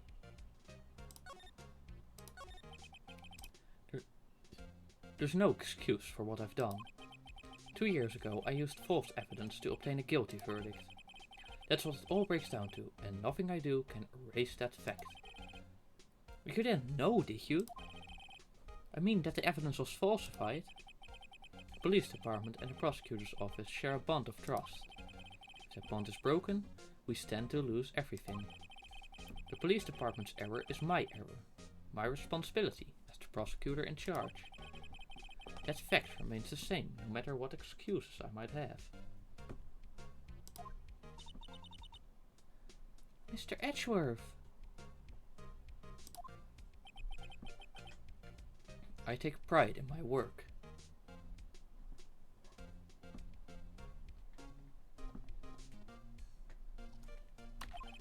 So tell me why. Why has it all come to this?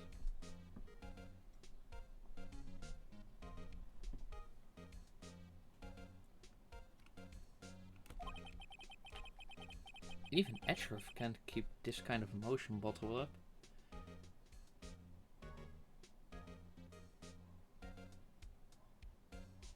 Yes, even Edgeworth can't hide his unnecessary feelings. Are you up for the trial tomorrow? First, last year's trial. Now this one. Seems all you do is worry about me. Seems all you do is worry about me. To be honest, you're getting on my nerves. Mr. Edgeworth, you can just walk out on the trial. Tomorrow is the last day. It's too late to change prosecutors.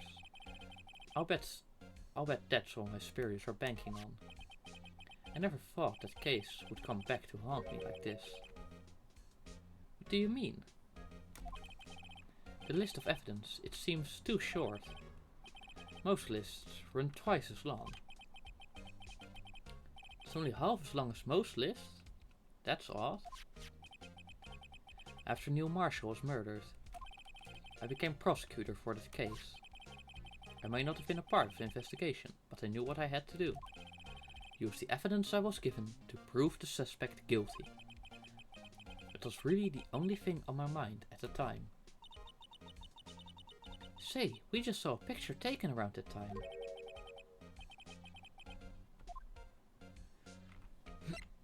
Could you tell us again about what happened that day? Yes, that's indeed very interesting.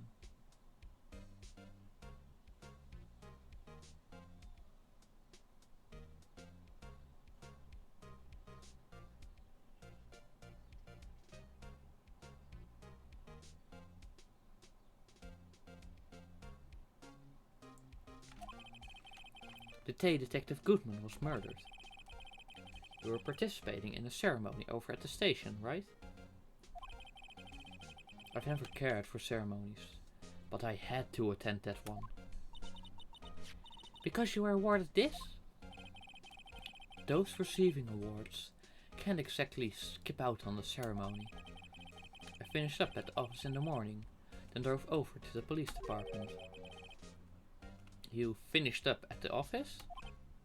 Yes, just odds and ends, clerical stuff.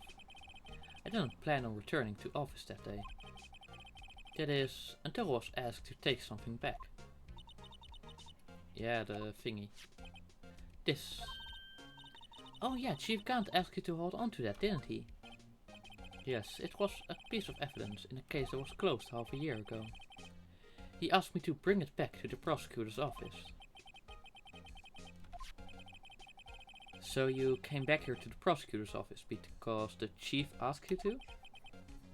That's right.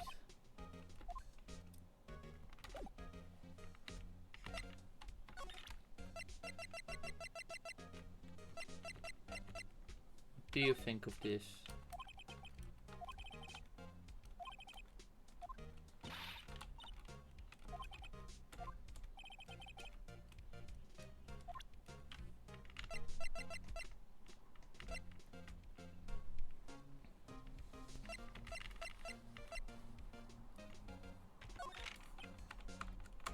Also, like, nope.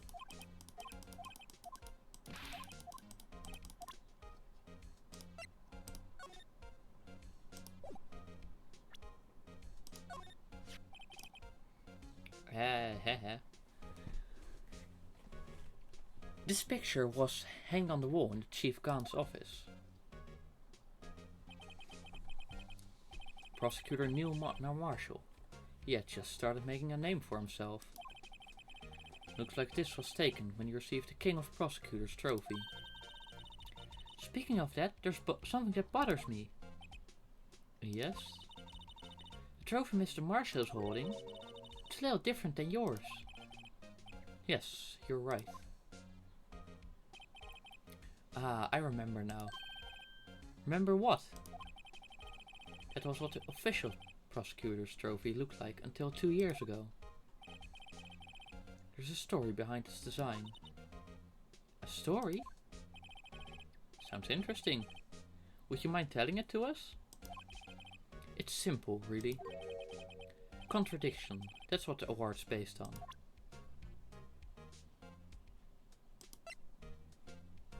So let's show your award.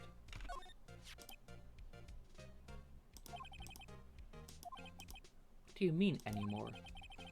That's who I was last year. What good is it to dwell on the past? He's asking me? Why can't he just accept it graciously? Actually, something's been trolling me about this shield. Look, do you notice anything different? Different? Yeah, don't you remember the other shield in the court record?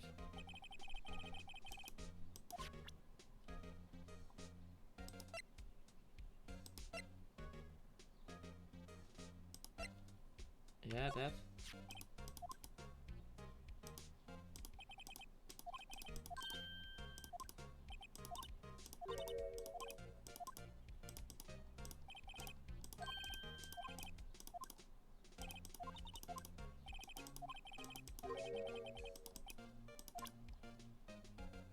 Hmm.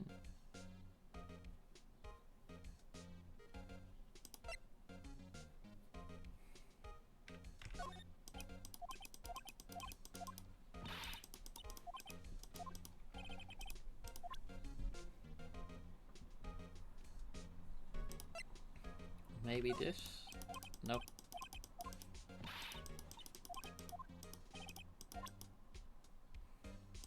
Okay, I think that is all we're gonna get out of him.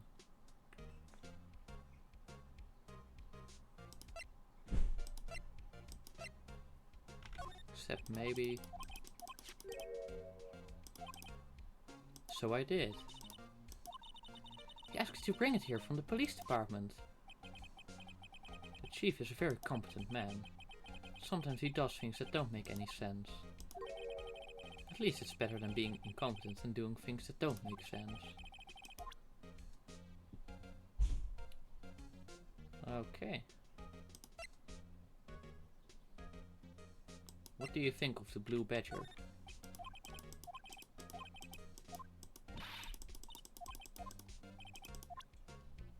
Oh yeah, Lana can read minds for some reason.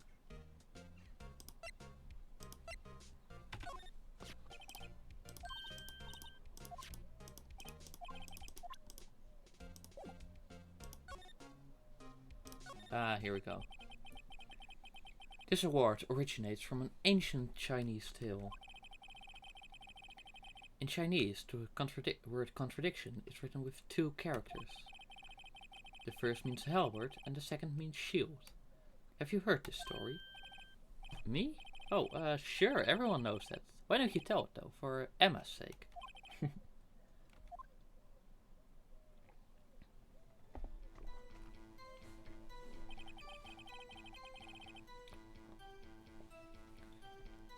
Long ago, in the kingdom of Chu, there was an arms merchant.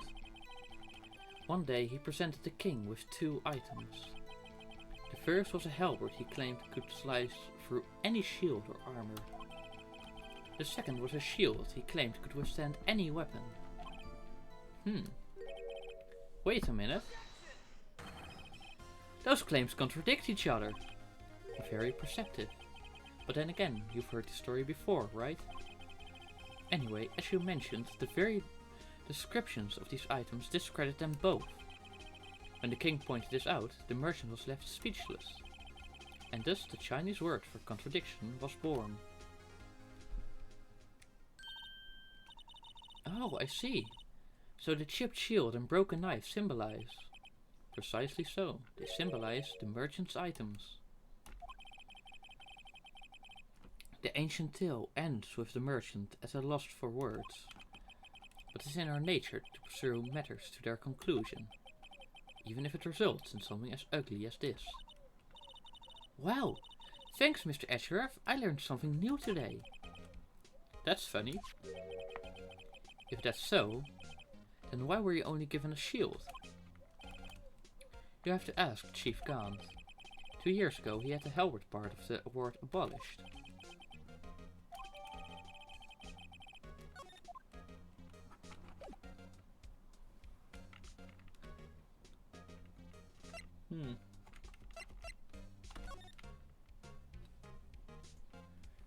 Like, do we have anything more to work with to like convince Gumshoe?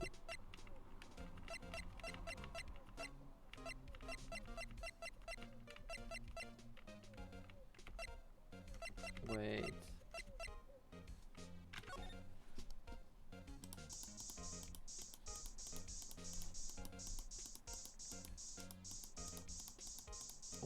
Wait. What? I was just joking around. What? It looks like some blood is dripped down here. Judging by the amount, my guess it's from a nosebleed. A nosebleed, huh? Maybe in his wrath, Mr. Etcher slapped someone for their incompetence.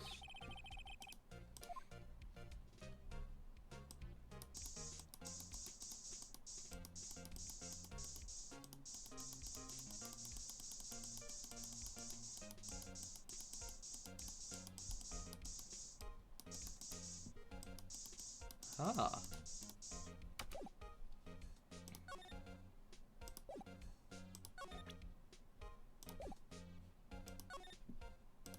Okay, let's just examine every place. Oh, hey. Excuse me? Would either of you care for a quarter pound of roast beef? Miss Starr, you certainly are the curious sort, aren't you? Kind of like the first... Bro, chill. Why is that the comparison you make? Still, I never thought you'd go digging up the case from 2 years ago. Everyone in this trial was involved in the SL9 incident. Not only that, but the murder occurred on the very day the evidence from that case was due for transferal. This can't all be attributed to mere coincidence. Aren't you forgetting something? You know, that little scene I happened to witness? No matter how much of the past you dig up, it won't change what I saw.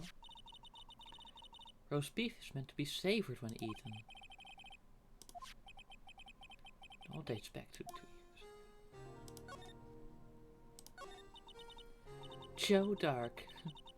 That's a name I'll not soon forget.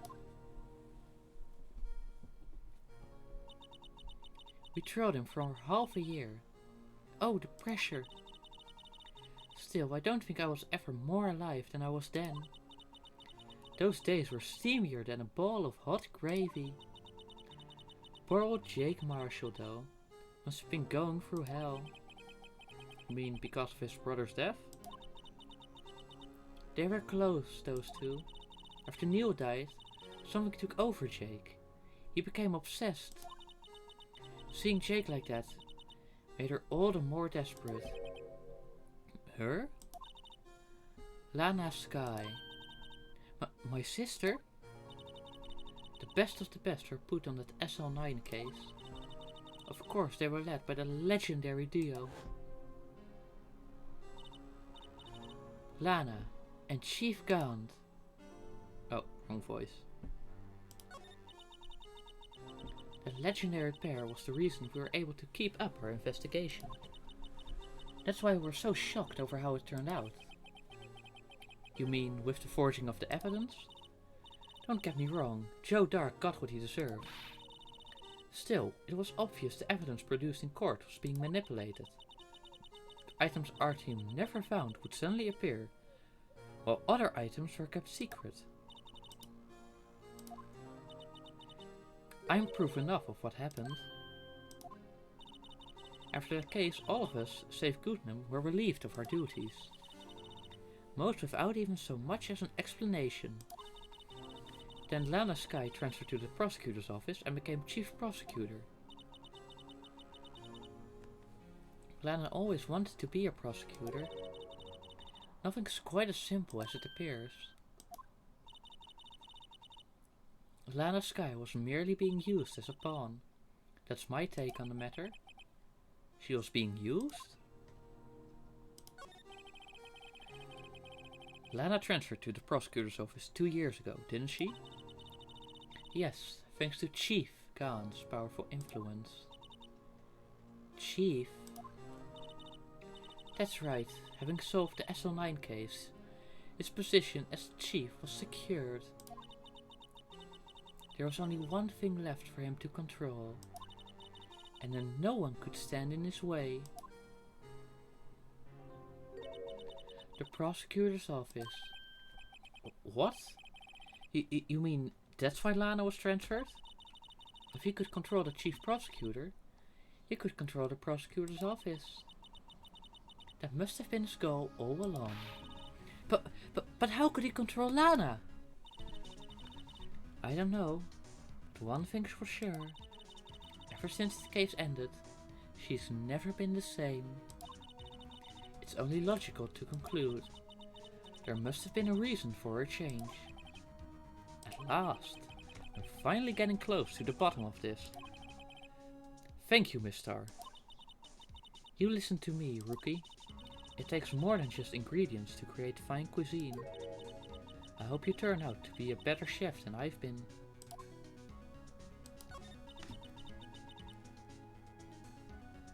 Damon Gaunt and Lana Sky. Gaunt led the investigation. With Lana second in command, they were the best. They solved all kinds of cases together, didn't they? Damon Gaunt's magnetism in particular was almost unreal. His magnetism? By that I mean his ability to attract evidence. He produced the most incredible evidence in the cases he handled. Incredible evidence? You mean... Oh yes, there were rumors about him, even back then. No one dared confront him though.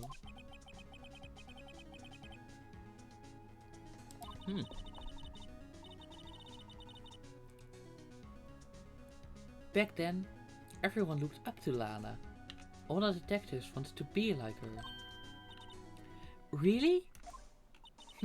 Oh yes, myself included. I was a fool, really. She hated anything crooked and always watched out for other detectives. That's why she was so concerned for Jake.